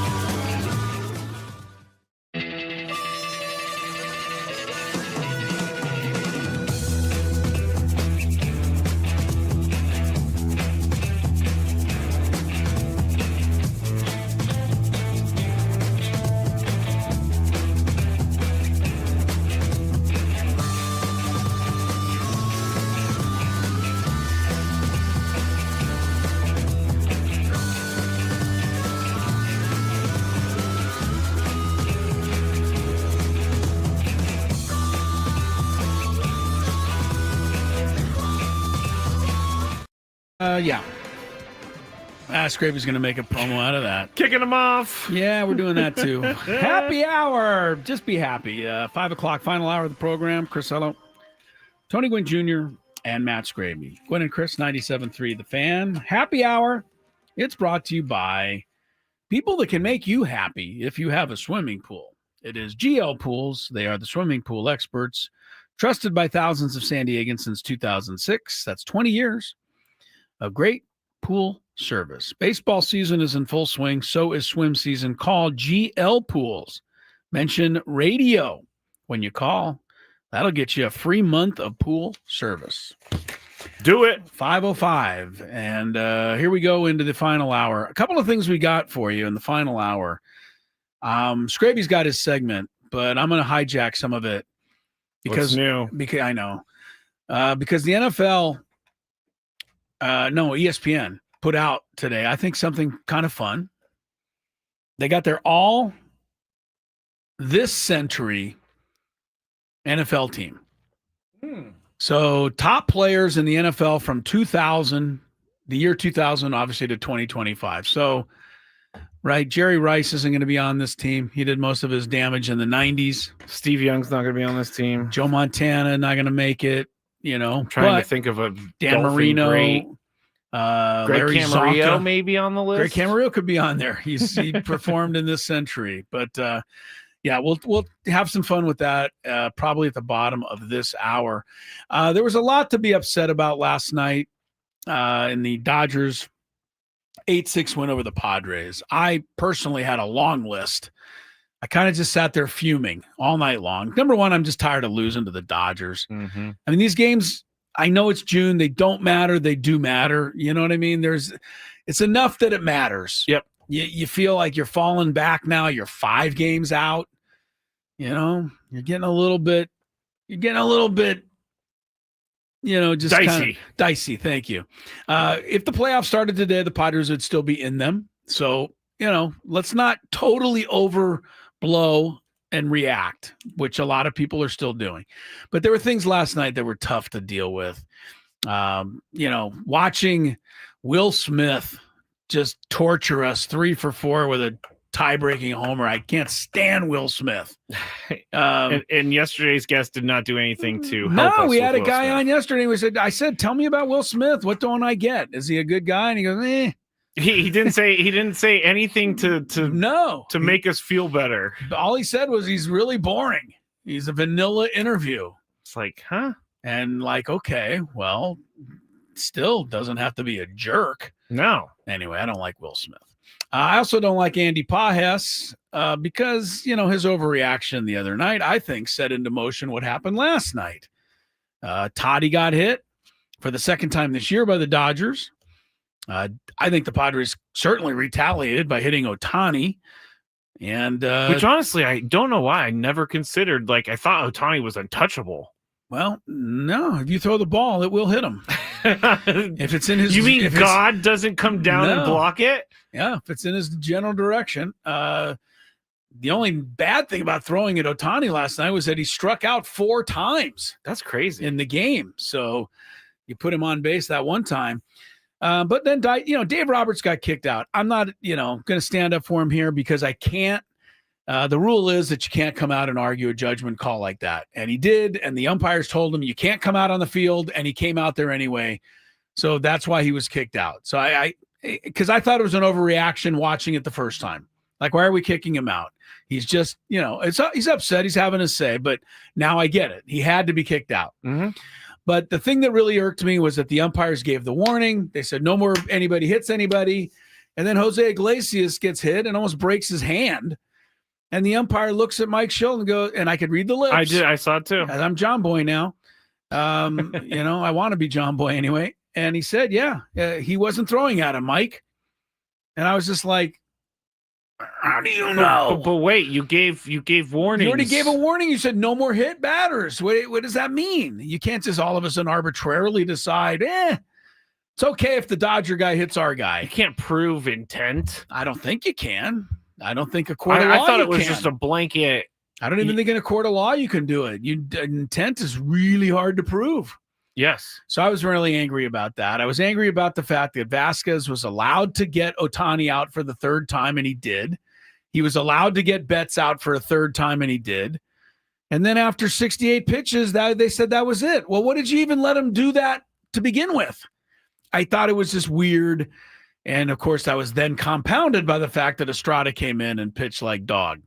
I mean, sorry, 5, hit, home run, hit. I mean, come on. He's not his best right now. Not close. Not close. Yuki came in and immediately wild pitched and gave up 2 more runs. And, seemed like the game got away from them. I give them credit for, climbing back into it. Trenton Brooks, first career homer. But then they missed all those chances. Yeah, that was the problem. God, Xander could not do it. And it just seems like, he can't do it. They dropped him down to 6 in the lineup tonight, but that's the best I can offer to you fans out there who are Xander, weary. I think everybody is Xander weary at this point. Yeah. And let me say, he's good defensively. So he's been solid. We got to say that. Solid. Someone on the chat earlier said, oh, yeah, Xander looked like he was so hurt by that second double play when he went into the dugout and gently laid his stuff into his cubby. And I get it. I was looking for a reaction too. You want a little more fire? But maybe Xander's a guy who inside is like, I stink. He's got to feel that. He's got to feel some of it. Terrible. He absolutely has to feel that. I mean, that double play, the first one was bad. The second one was, hey, Max Muncy, here you go. Yeah. It was like, oh, God, was that bad. We do talk about double plays. Surprised they didn't turn that one into a triple play. I mean, the ball was right on the bag. Muncy could have thrown to second and to first. They might have got a triple play. It was very reminiscent of Manny's triple play. I know. And, I just don't. I get so many DMs. I get so many comments about how bad Xander is. You almost feel like you're in the batter's box for him now because you have to defend him all the time. And I don't even want to defend him, but at a certain point, I think it's a little insane for people to keep focusing on the bad. Like, we know it's bad. So what are we going to do about it? Nothing. That's what we know it's bad. That's what we talked about earlier in the show. We're as frustrated. Tony and I, you, everybody. Even Tony said there's a little frustration there. Right? Even Tony, and that's saying something. But, granted, we do get paid money to stick up for him. The Padres send us extra money on the side. That's how I got this sweatshirt, Chris. That's right. That's how you got the sweatshirt. No, people really believe that we get paid extra money or something to stand up for Xander. We don't. We only stand up for him because, honestly, there's no other option. There just isn't, and you can't name one out there, even though you think you can. I've seen put Iglesias in there every day. He's no better than Xander at the plate. Iglesias hitting 229, 2 points higher.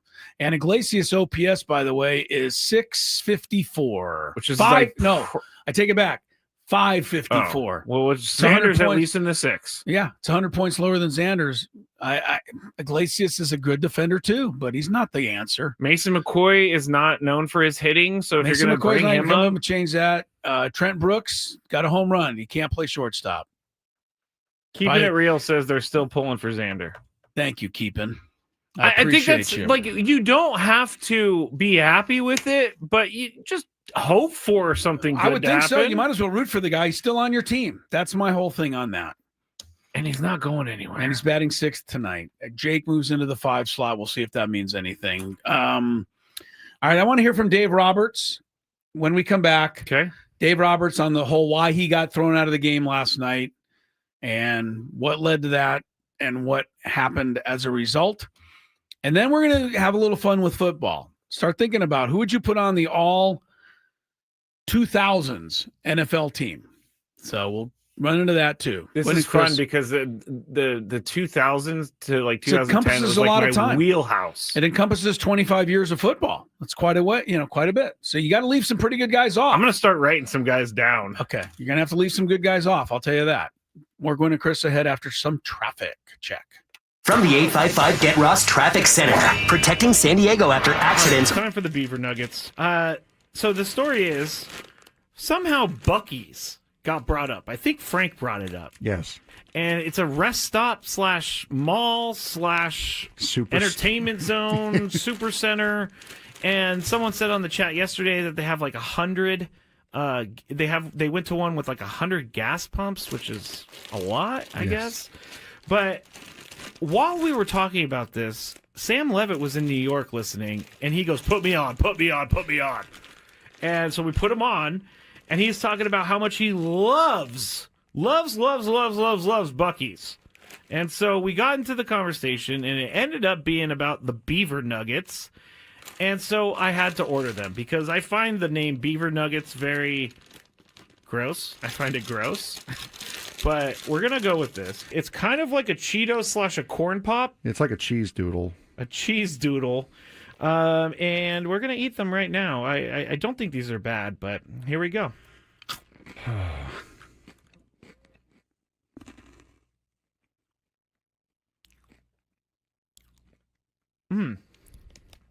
I like it. It tastes like a corn pop. I was just saying it tastes like a waffle, really. It does kind of taste like a waffle. You know what? I'm in. These are good. Yeah, I'm not. You want another one? No, I don't want another one. But yeah, I mean, it tastes like a waffle, like a waffle with syrup on it. It's pretty good. I gotta say, I'm not hating these at all. Actually, they're very good. I like this. The waffle is a perfect explanation. If you've ever had, I'm sorry, I'm talking on the microphone with food in my mouth. But if you've ever had a what is it? A Lay's potato chip that's waffle flavor, it's kind of like that.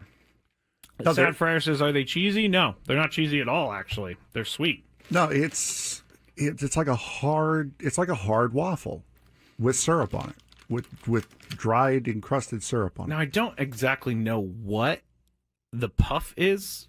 It could be just fake something. Most likely. I mean, it's like caramel a little bit too.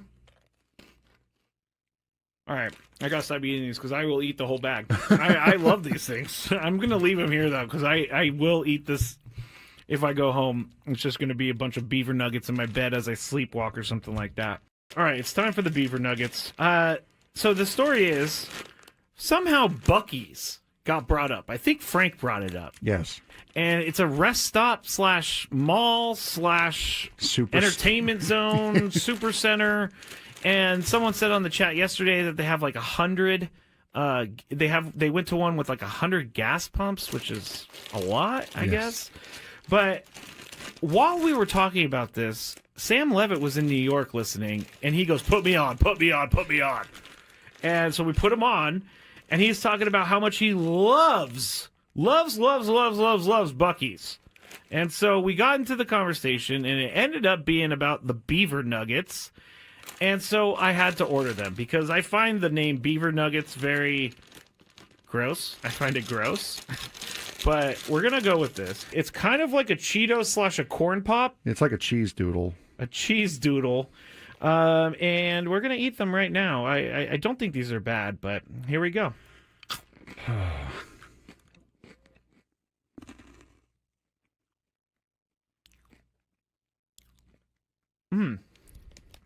I like it. It tastes like a corn pop. I was going to say it tastes like a waffle, really. It does kind of taste like a waffle. You know what? I'm in. These are good. Yeah, I'm not. You want another one? No, I don't want another one. But yeah, I mean, it tastes like a waffle, like a waffle with syrup on it. It's pretty good. I gotta say, I'm not hating these at all. Actually, they're very good. I like this. The waffle is a perfect explanation. If you've ever had, I'm sorry, I'm talking on the microphone with food in my mouth. But if you've ever had a what is it? A Lay's potato chip that's waffle flavor. It's kind of like that. No, Sad Fryer says, "Are they cheesy?" No, they're not cheesy at all. Actually, they're sweet. No, it's like a hard waffle with syrup on it, with dried encrusted syrup on it. Now I don't exactly know what the puff is. It could be just fake something. Most likely. I mean, it's like caramel a little bit too. All right, I gotta stop eating these because I will eat the whole bag. I love these things. I'm gonna leave them here though because I will eat this if I go home. It's just gonna be a bunch of Beaver Nuggets in my bed as I sleepwalk or something like that. All right, it's time for the Beaver Nuggets. So the story is somehow Buc-ee's got brought up. I think Frank brought it up. Yes. And it's a rest stop / mall / entertainment zone, super center. And someone said on the chat yesterday that they have like 100. They went to one with like 100 gas pumps, which is a lot, I guess. But while we were talking about this, Sam Levitt was in New York listening, and he goes, "Put me on, put me on, put me on." And so we put him on, and he's talking about how much he loves Buc-ee's. And so we got into the conversation, and it ended up being about the Beaver Nuggets. And so I had to order them because I find the name Beaver Nuggets very gross. I find it gross. But we're going to go with this. It's kind of like a Cheeto / a corn pop. It's like a cheese doodle. A cheese doodle. And we're going to eat them right now. I don't think these are bad, but here we go.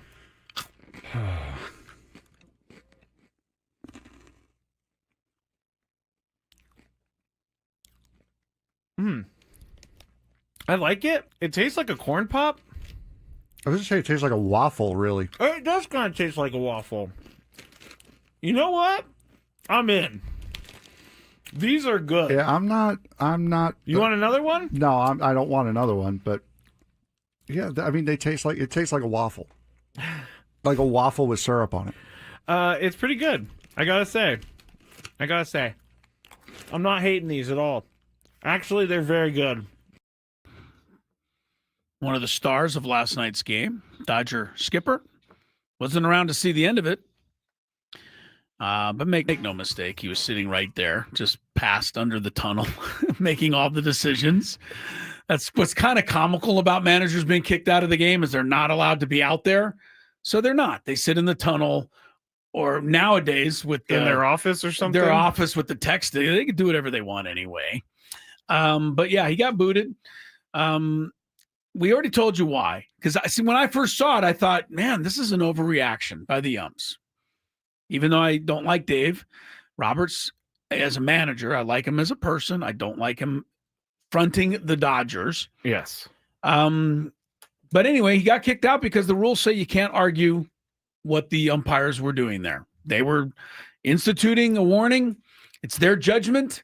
You cannot argue that. And the umpire told Dave Roberts, don't come out here. There we go. That's the main part of it. Right. And then he came out and the umpire tossed him. And Evo. then Dave got his money's worth after that. He did. Mike Schilt didn't come out until it was all over to make sure that, what he had seen. Anyway, here's Dave Roberts explaining what had happened from his point of view. Andy was hit last night. I feel he overreacted. We moved on. We ended up hitting a player, Tatis, unintentional. In that spot, we don't want a guy on base, certainly him, bleeding into their guys in the middle part of the order. And then at that point in time, Shohei comes up with the base open, and Vasquez took one shot at him and then hit him again. And it's very hard to miss that bad with the right-handed pitcher. So for me, it's, if you're going to do it, own it. And there's no misfire, right? And then I just felt that I didn't feel a warning on both sides was warranted, number one. And so I just wanted to know an explanation. I wanted an explanation on their thought process. I didn't come in hot. I just wanted to know why they issued. And at that point in time, I realized later I got tossed, which I didn't understand or appreciate. And even looking back and to see Mike get the opportunity to talk to umpires after I was tossed and their explanation, and he was still in the game. So I think what anyone wants is consistency. You don't want to hear more? You don't want to hear more? No, I'm good. I'm good, Dave. Okay, good. Here's the thing. I'm obviously going to not be on his side because he's the enemy at this moment. You got tossed out of the game. You then argued for like a half an hour after that. Yeah. Mike Schilt came out because he wanted to know what the result was of your indiscretions. It also feels good being the guy not kicked out of Mike the game. Schilt was not arguing anything. So that's the difference.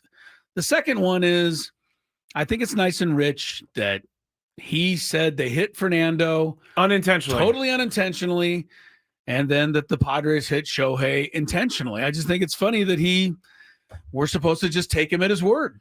Okay, you said so it must be true. No, that's not how it might have appeared to the rest of the world. Fernando's now was hit. That's the second time this year. He got hit down here last week by the same guy. So and that pitcher, what's his name? Lee Trevino. Lou Trevino. Yeah, Lee Trevino. He said, I kind of expected it. I hit the guy twice. That's how the game goes. And Shohei had no problem with being hit, nor did anybody else. Nor did Dave Roberts, I don't think, until the warning was issued. Then he didn't like it. So yeah. That was the problem. I can't, and this is, I can't believe a word Dave Roberts says because he has not had a good track record in the last couple of years. No, you were right. The one thing that really upset you last year was the way he made up.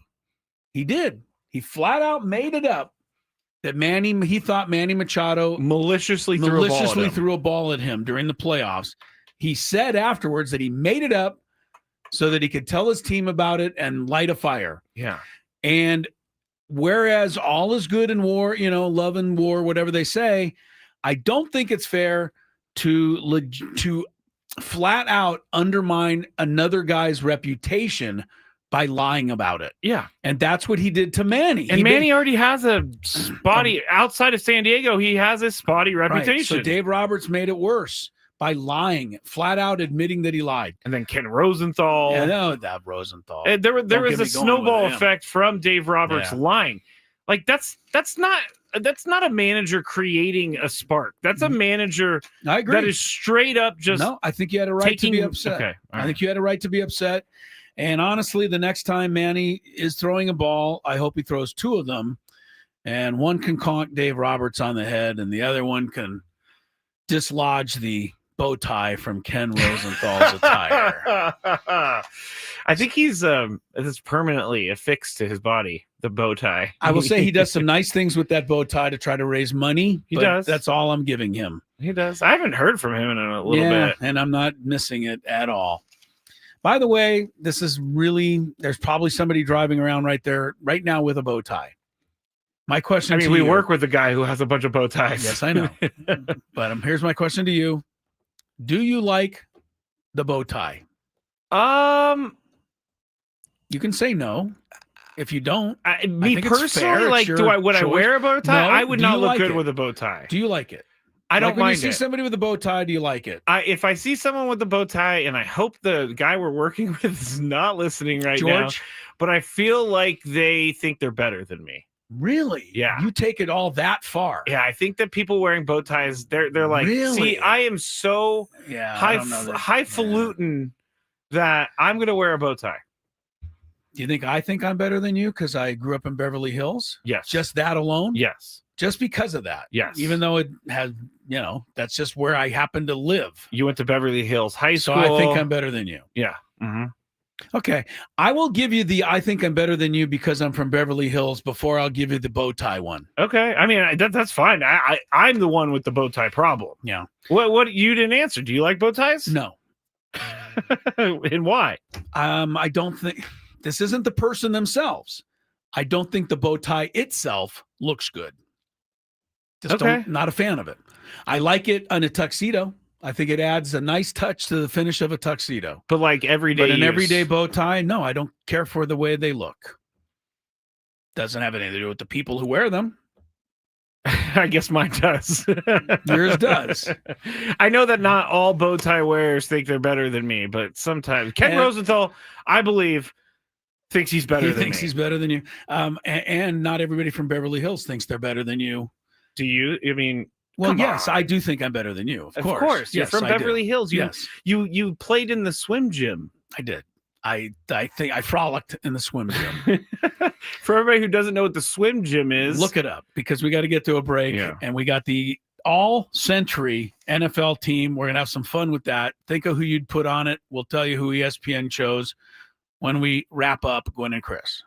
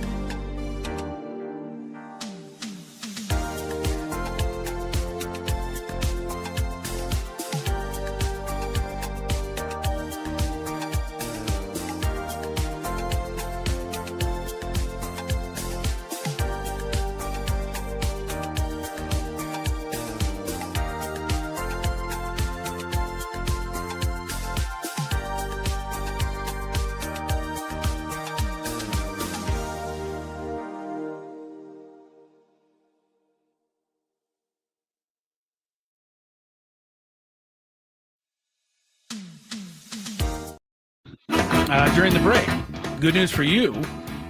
He tells me before we get to this all NFL team that we have an extra pair of tickets to give away to Monday's Padres Washington Nationals game. Not only do you get tickets to the game Monday night, but they got the Fernando bat flip bobblehead given away there. Yes, get tickets now at padres.com/tickets. But yes, June 23rd, 2 tickets. 2 tickets right now to give away. I always have a trivia question associated with these. If you are the first to answer this, and we're going to take calls live on the air. So when you call in and we go to you, just have your answer ready. Do not swear. And do not swear. Or else you will not get the tickets. No, you won't. In fact, you swear, you ruin it for everybody. I like that. Nobody gets the tickets if somebody swears. I like that. Yeah, I don't think anybody will. But here's the question for today. First person with the correct answer will win the tickets. Nolan Arenado. You know how I love him. He won. You love him. I do love him. He won 10 consecutive NL Gold Gloves, 10 in a row. That streak was finally broken a couple years ago by Charlie Hayes. Not Charlie, Key Brian Hayes. I was going to say, what? Charlie was his dad. Key Brian Hayes of the Pirates. Last year, Matt Chapman. But prior to that, Arenado won 10.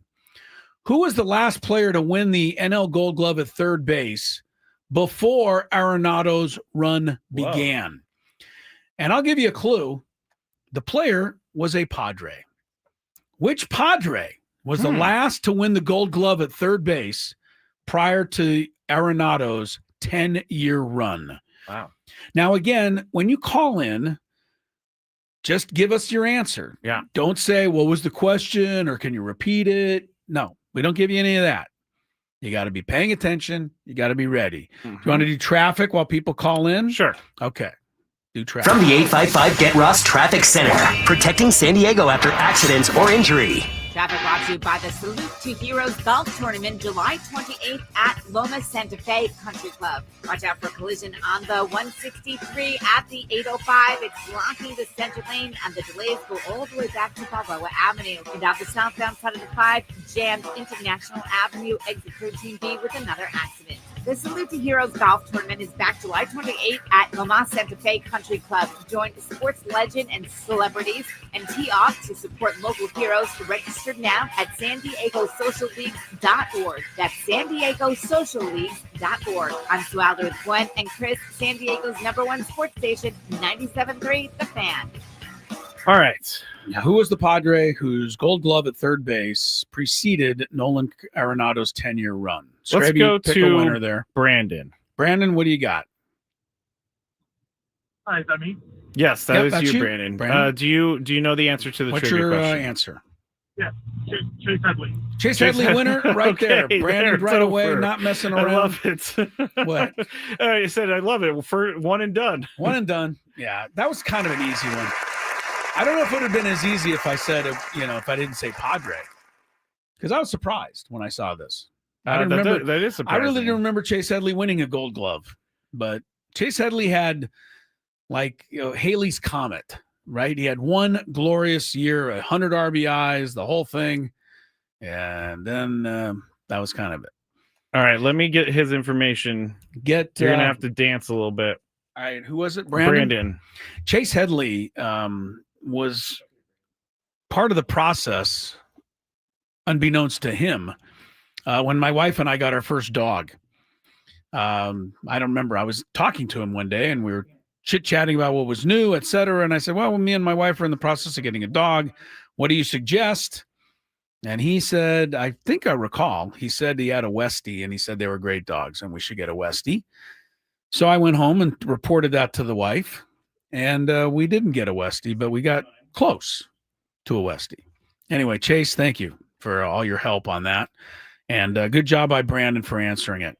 All right, we're going to wrap the show up here before we go to Sam Levitt's pregame. We're going to switch gears because, kind of tired of crying about the Padres. Hopefully tonight they'll get it back and they'll win one, and everybody will feel a whole lot better. But it's never a bad time to talk some NFL football, and I like this. ESPN today came out with, one of their official lists, and their official list is of the 53-man roster. Now we're not going to go through all 53 players on this, But ESPN has its 53-man roster for the greatest players of the 21st century in the NFL. So basically anything you did before 2000 doesn't count.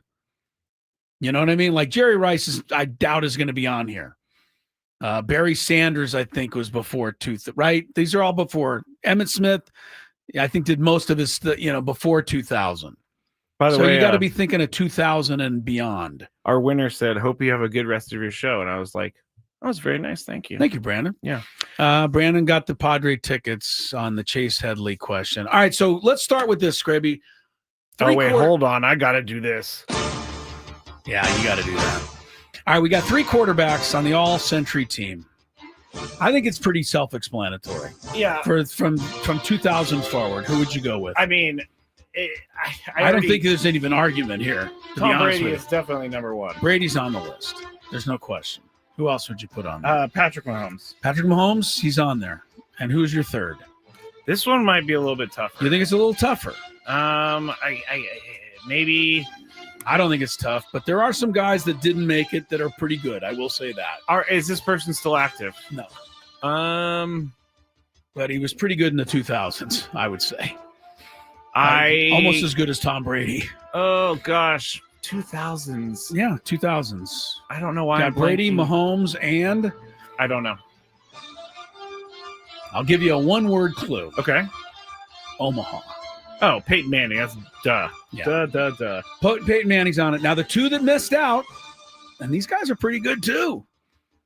Aaron Rodgers and Drew Brees. Didn't quite make it. All right, here I'm going to start running into trouble, but I'll give you the guess first. Okay. 3 best running backs since 2000. I'll say Derrick Henry. Derrick Henry for sure. Yeah. Totally agree. Should be on there, and he is. I will say since 2000. This is hard because you're not thinking of every running back in the last 25 years. But I'm trying to think of impactful. Maybe LT? LT, I think, absolutely has to be on here. But he's not. Okay. And I'm really livid about it because LT happens to be one of my personal favorite athletes of all time. And I know we're not allowed to talk about the San Diego Chargers, but I'm not. I'm talking about LT. And he should be on this list, but he didn't make it. Is Frank Gore on the list? No, you're being wishful thinking. But he was really good. There is a 49er on there. There's a 49er running back? Yes, there is. On the all running back team. Would it be Christian McCaffrey? It is. Christian McCaffrey. I would never have thought that. He should not be on there ahead of LT. I like Christian McCaffrey. Don't get me wrong. So many games. But, I mean, he's played for 8 years of this century. LT started in 2002. His whole career was in the 21st century. Yeah, it's weird. And LT is one of the greatest of all time. I mean, Christian McCaffrey is definitely one of the better running backs in a while, Yes. but he misses a lot of games. Okay, that's not even my complaint. I mean, I just don't think he's as good as LT. But the third guy makes me the maddest. Really? Like, I would take Christian McCaffrey easily over this guy. Either that or I just don't remember how good this guy was. Can you give me the conference? AFC from 2000 to 2007. He had 9,000 yards, 85 touchdowns. He won a Super Bowl, although I don't recall him doing much in that game or for that team. He got 3 All-Pros. I mean, LT, I think, had 59 All-Pros, right? I'm going to just tell you. I'll give you the initials. I still don't think you'll get it. Okay, give me the initials. PH. I don't think you'll get it even with initials. Peyton Hillis. No. Peyton PH? Hillis. Nice try. Peyton Hillis. He was on the cover of Madden. One time. I don't the know. answer to this question is Priest Holmes. Oh, wow. And sorry, Priest Holmes fans. You just wasn't better than LT. And I'll tell you who else he wasn't better than this century. Adrian Peterson was better than Priest Holmes, I would have to think so. I mean, yeah. AP won an MVP. So did LT. Are you kidding me? LT ran the 31 touchdowns to the all-time record. Running backs Nobody don't win beat that award. So, like, if you win an MVP, you should be on this list. Not only that, they list Priest Holmes, and it says right here, he's our number 1 running back over anyone else. Huh? That's what I say. What? Yeah, Derrick Henry should be there for sure. My other 2 would be AP and LT. I wouldn't. And I wouldn't can't hate your even have list an at all. I cannot believe that I they're know. saying he's the number one I running back. know. All right, fullback. We get one fullback in there, and again, the Chargers get hosed here because of Lorenzo Neal. Yeah, Lorenzo didn't make it. I mean, He's it's got to gotta mention. be Mike Allstott. Boom, boom, boom, boom. No. Oh, is it Peyton Hills? No, I think Allstott was in the no. Allstott was early 2000s. He was. This guy, you're gonna like the winner here. You're Oh, gonna is like it him. Kyle Juszczyk? Juszczyk. Yeah, they go with Juszczyk. So Interesting. I can't really rate fullbacks too well. There's not many left. No, but I know Lorenzo Neal was really good. Yeah. All right, you got to find 6 wide receivers from this century, 2001. I don't have any big problems with any of the choices based on what I'm looking at here. See how many you can get. These are wide receivers over the last 25 years, so it's hard to do. I get that. But who would you go with? I just had one. There's a couple of them that are automatics because they're the 2 maybe greatest wide receivers of all time other than Jerry Rice. What about Megatron? Yes, Calvin Johnson's one for sure. What about Julio Jones? Julio Jones is another very good. He would not be my all-time great. No. But he's on this list. What about... Got 2 for 2. I'm impressed. T.O. T.O. is on this list also. Very good. He's not my all-timer. I got another guy ahead of him, but he's on this list. You're 3 for 3. Oh, I like this. The other 2 guys are Hall of Fame. And then the last guy's active. Jamar Chase? No, not yet. They went with the other guy. T. Higgins? No, not that other guy. Jamar Chase is only in the breath of one other player. Oh, man, I'm blanking on these receivers that are supposed to be in the Hall of Fame. No, the other 2. Well, work on this one first. This is the Jamar active Chase one? active guy. If you don't take Jamar Chase, you would take Justin Jefferson. Oh, okay. How so does he he's make 6th. the list? Well, he's their current guy. All right, so then you got T.O., you got Julio, and you got Megatron. You got 2 Hall of Fame guys. 2 guys I think are about as good as it ever gets at wide receiver. Hines Ward? Not that. No. Hines Ward's good, but he's not in this. He's not even close to this category. Can you give me the team, or not the teams of the conference? Right. Both one's AFC, one's NFC, and AFC. I guess he's Tyreek Hill. No, you got to get way better than those guys. This guy's like the best. This guy's okay. Jerry Rice is on one side. This guy's probably your starter on the other side. Oh, I think Ivan the gave all-time me the great answer. team. I think Ivan gave me the answer. What did Ivan give you? Randy Moss. Randy Moss is right. Very good, Ivan. Okay, last guy on the All-Century team is one of the best receivers I ever saw. 7-time All-Pro. Here's the clue that'll give it to you. He has 95 touchdowns. Okay. He played with one of the star quarterbacks that's on this list, and his son is now playing. Oh, Marvin Harrison? Marvin Harrison, yeah, absolutely. Maybe you weren't quite into your main side. He No, played till I definitely 2008. remember him. Oh, man, he was good. Yeah. All right, tight ends, you got 3. Antonio Gates. Antonio Gates better be there, but he's on the practice squad. He's their 4th guy. Because Antonio Gates just gets, burned every time. Although these 3 are all good, I don't think I would, well, I'm going to tell you one thing. Here's my all-time tight end. My all-time tight end is Kellen Winslow. I don't think any of these 3 beat him. But Kellen Winslow was, in the 80s. Tony Gonzalez has to be one. Yeah. Kellen Winslow was 25 years ahead of these guys doing that then. That's why I think he's my number 1. But you're right. In this century, Tony Gonzalez is 1. The other 2 should be pretty easy. Jason Witten? No. They're both really? They're both one's active and one just retired. Between the 2 of them, they have every Super Bowl you can think of. They're both really good. Oh, Gronk. Gronk is 1. The other guy's active, tight end. Come on. He's the best active tight end. Not even close. Brock Bowers, George Kittle. You're going to put Brock Bowers on the That's all-time why I didn't tight say end him team? Originally. I can't believe I can't remember who it is. I can't active. believe it. Taylor Swift is upset with you as well. Oh, Travis Kelce. Good hint. Yeah.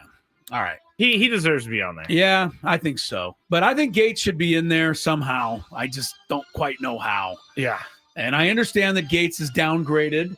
because of the PED thing. Yes. But I don't even look at that. He was so good. Now, I have no idea about the offensive line. Yeah, we'll go through this. Joe Thomas from the Browns. Makes sense. Your guy from the Niners, Trent Williams. The guards, don't know much about either of these guys. Alan Faneca, the Steelers, Steve Hutchinson. Center, center just kind of not really my favorite. He made the Pro Bowl 7 times. Jason Kelce? Yeah. But the guy that they think maybe should beat him is Marquise Pouncey, the Steelers. He made it 9 times, but they went with Kelce. And that's just kind of annoying. Isn't it? A little bit. They're overexposed, those guys. A little bit. All right, defense, couple of edge rushers. These are all I'm going to say a good. crazy one, but this guy had a major impact on the league. Okay. Alden Smith. Who? Oh, you and your 49ers. He set records. He's not on here. He also, did some very bad things. Too, Michael Strahan didn't even make the rushers list. They went with Julius Peppers, Myles Garrett, Jared Allen, and DeMarcus Ware. Okay. People smarter than me could answer that stuff better because I don't pay that close of attention. They're all Hall of Famers. I know. Aaron Donald would have to be here, right? Defensive tackle. The other 2 defensive tackles, one wins the Super Bowl every year, still active. He's pretty good defensive tackle, I will say. He's in the middle of a lot of stuff for the Chiefs. He's really good. Chris Jones. Yeah, Chris Jones. And the 3rd defensive tackle finished his career with the Dolphins last year. But it was a far cry from what he once was. Calais Campbell. Oh. Nose tackle. I just like this guy. He's a perfect nose tackle. Vince Wilfork? Yep, you got one. Very good. Vince Wilfork is the nose tackle. Defensive lineman, overall versatile, is Hall of Fame, all-pro every time. Dabbling now in some broadcasting. Starting to work his way in. I think I know a linebacker. I think I know a safety. All right, we'll get to that. First, we got J.J. Watt on the team. All right, 5 linebackers. I'll see how you do on that. Well, my guy, Patrick Willis, better be on that list. He's not on, and I don't think that they're being unfair to Patrick. I think these other guys are really good, though. Patrick Willis is really good. He's in the Hall of very, very good. He's in the Hall of Fame. Yeah, but he's not to the level of these guys. I'm sorry. I'm just saying. Now you've got me thrown for a loop. And I know you're mad, but when you hear a couple of these names, I don't think you're going to argue.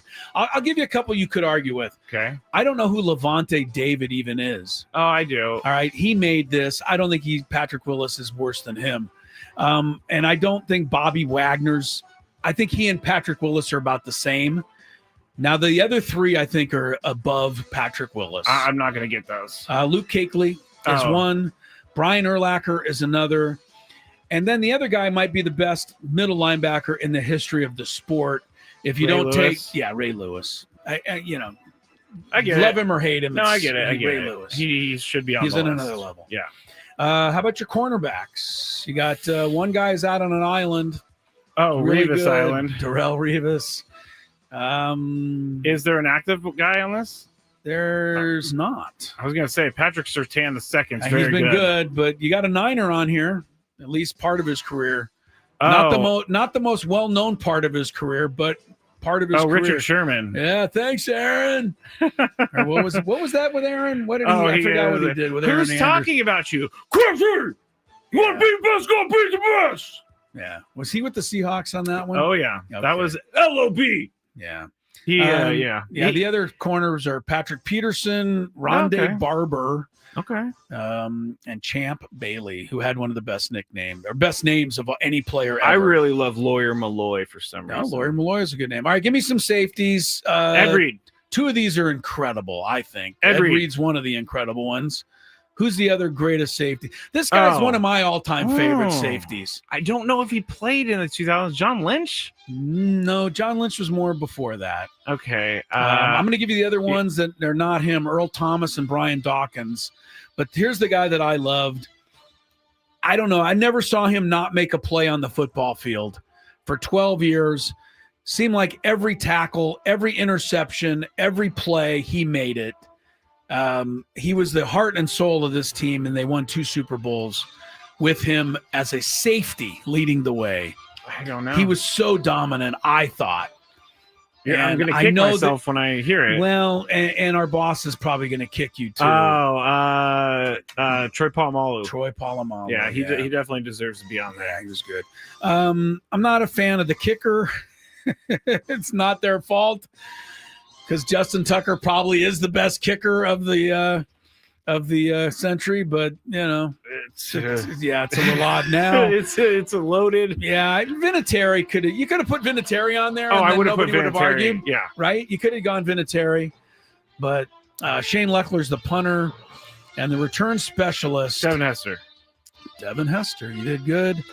They got one special teamer, Matthew Slater. They even have a long snapper on the club.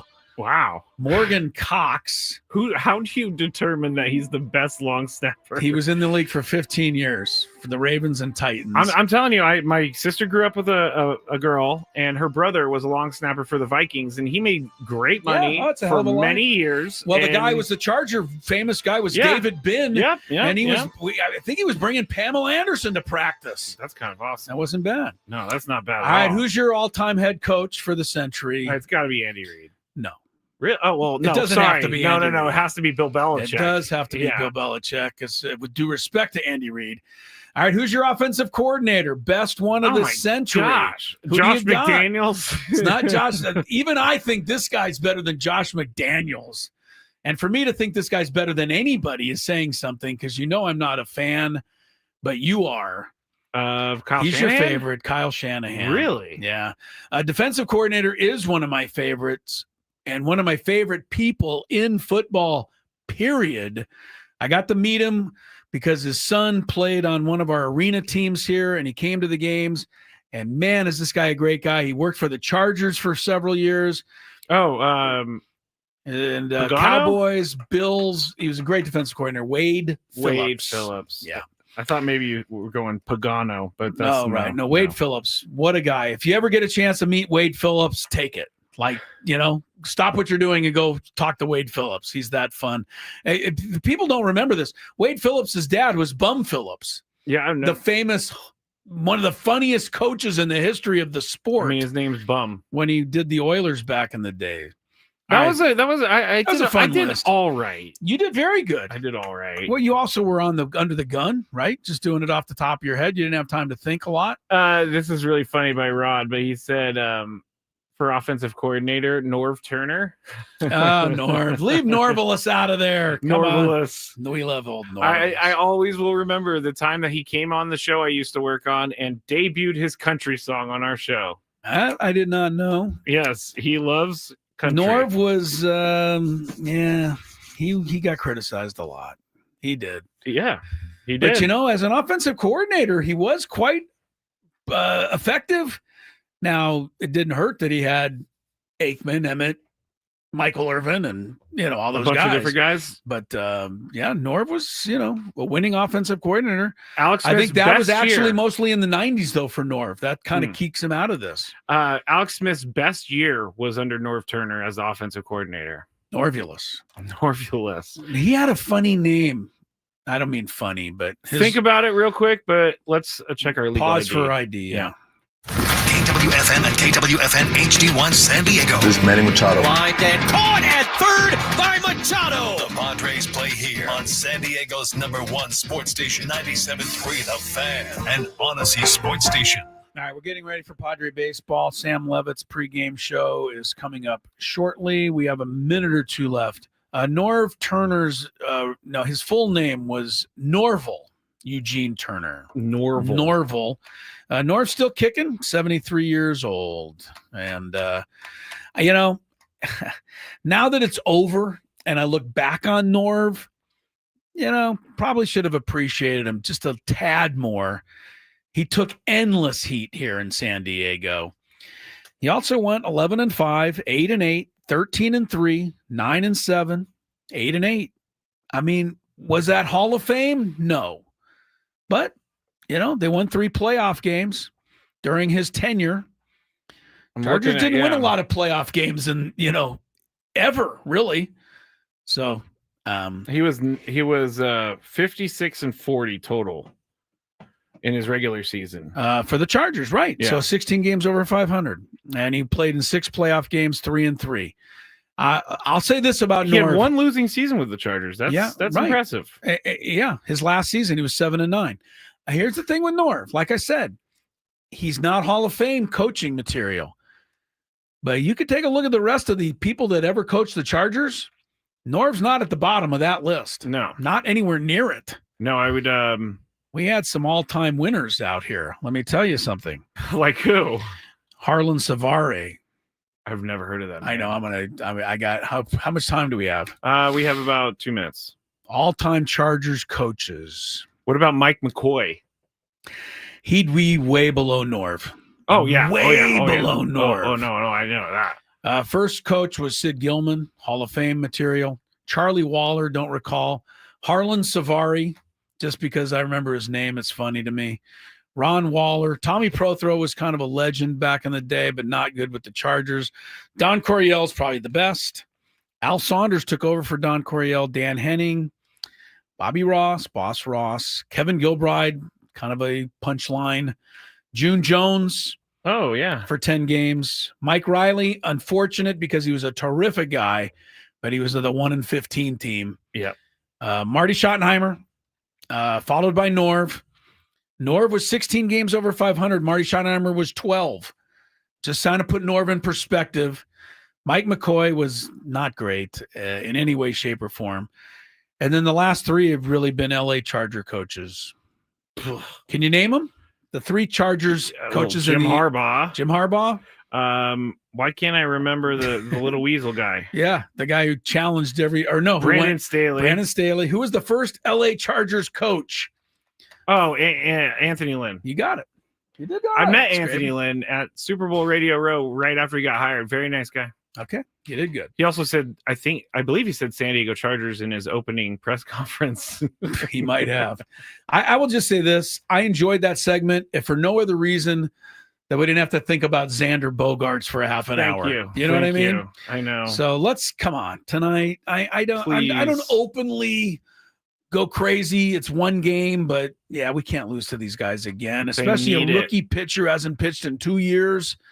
You can't let them beat you with another bullpen game. We got to find a way. I don't know. I'm getting gotta to have the end this of one my because wit. it's getting it's getting frustrating. It is. I personally love opening my phone every day and seeing how much people hate Xander Bogaerts with a passion. There's nothing we can do, people. There's nothing we can do. Man, like I said, we stuck up for him as well as we could today. So the check should be in the mail to both of us for doing our due diligence. Tony Gwynn Jr., great working with him. Tomorrow, there's no anything. Yes. It's June 19th. The whole office is shutting her down. Yep. We have no roundtable. Nope. And no shows. Juneteenth. So make your plans to be back with us Friday at 2:00. And the Padres will be back in town. We'll have a Friar Friday. Right. So that's Friday at 2:00. Enjoy the next couple. Let's get a couple of wins, please, just for my own. It helps. My skin's smoother. See you later.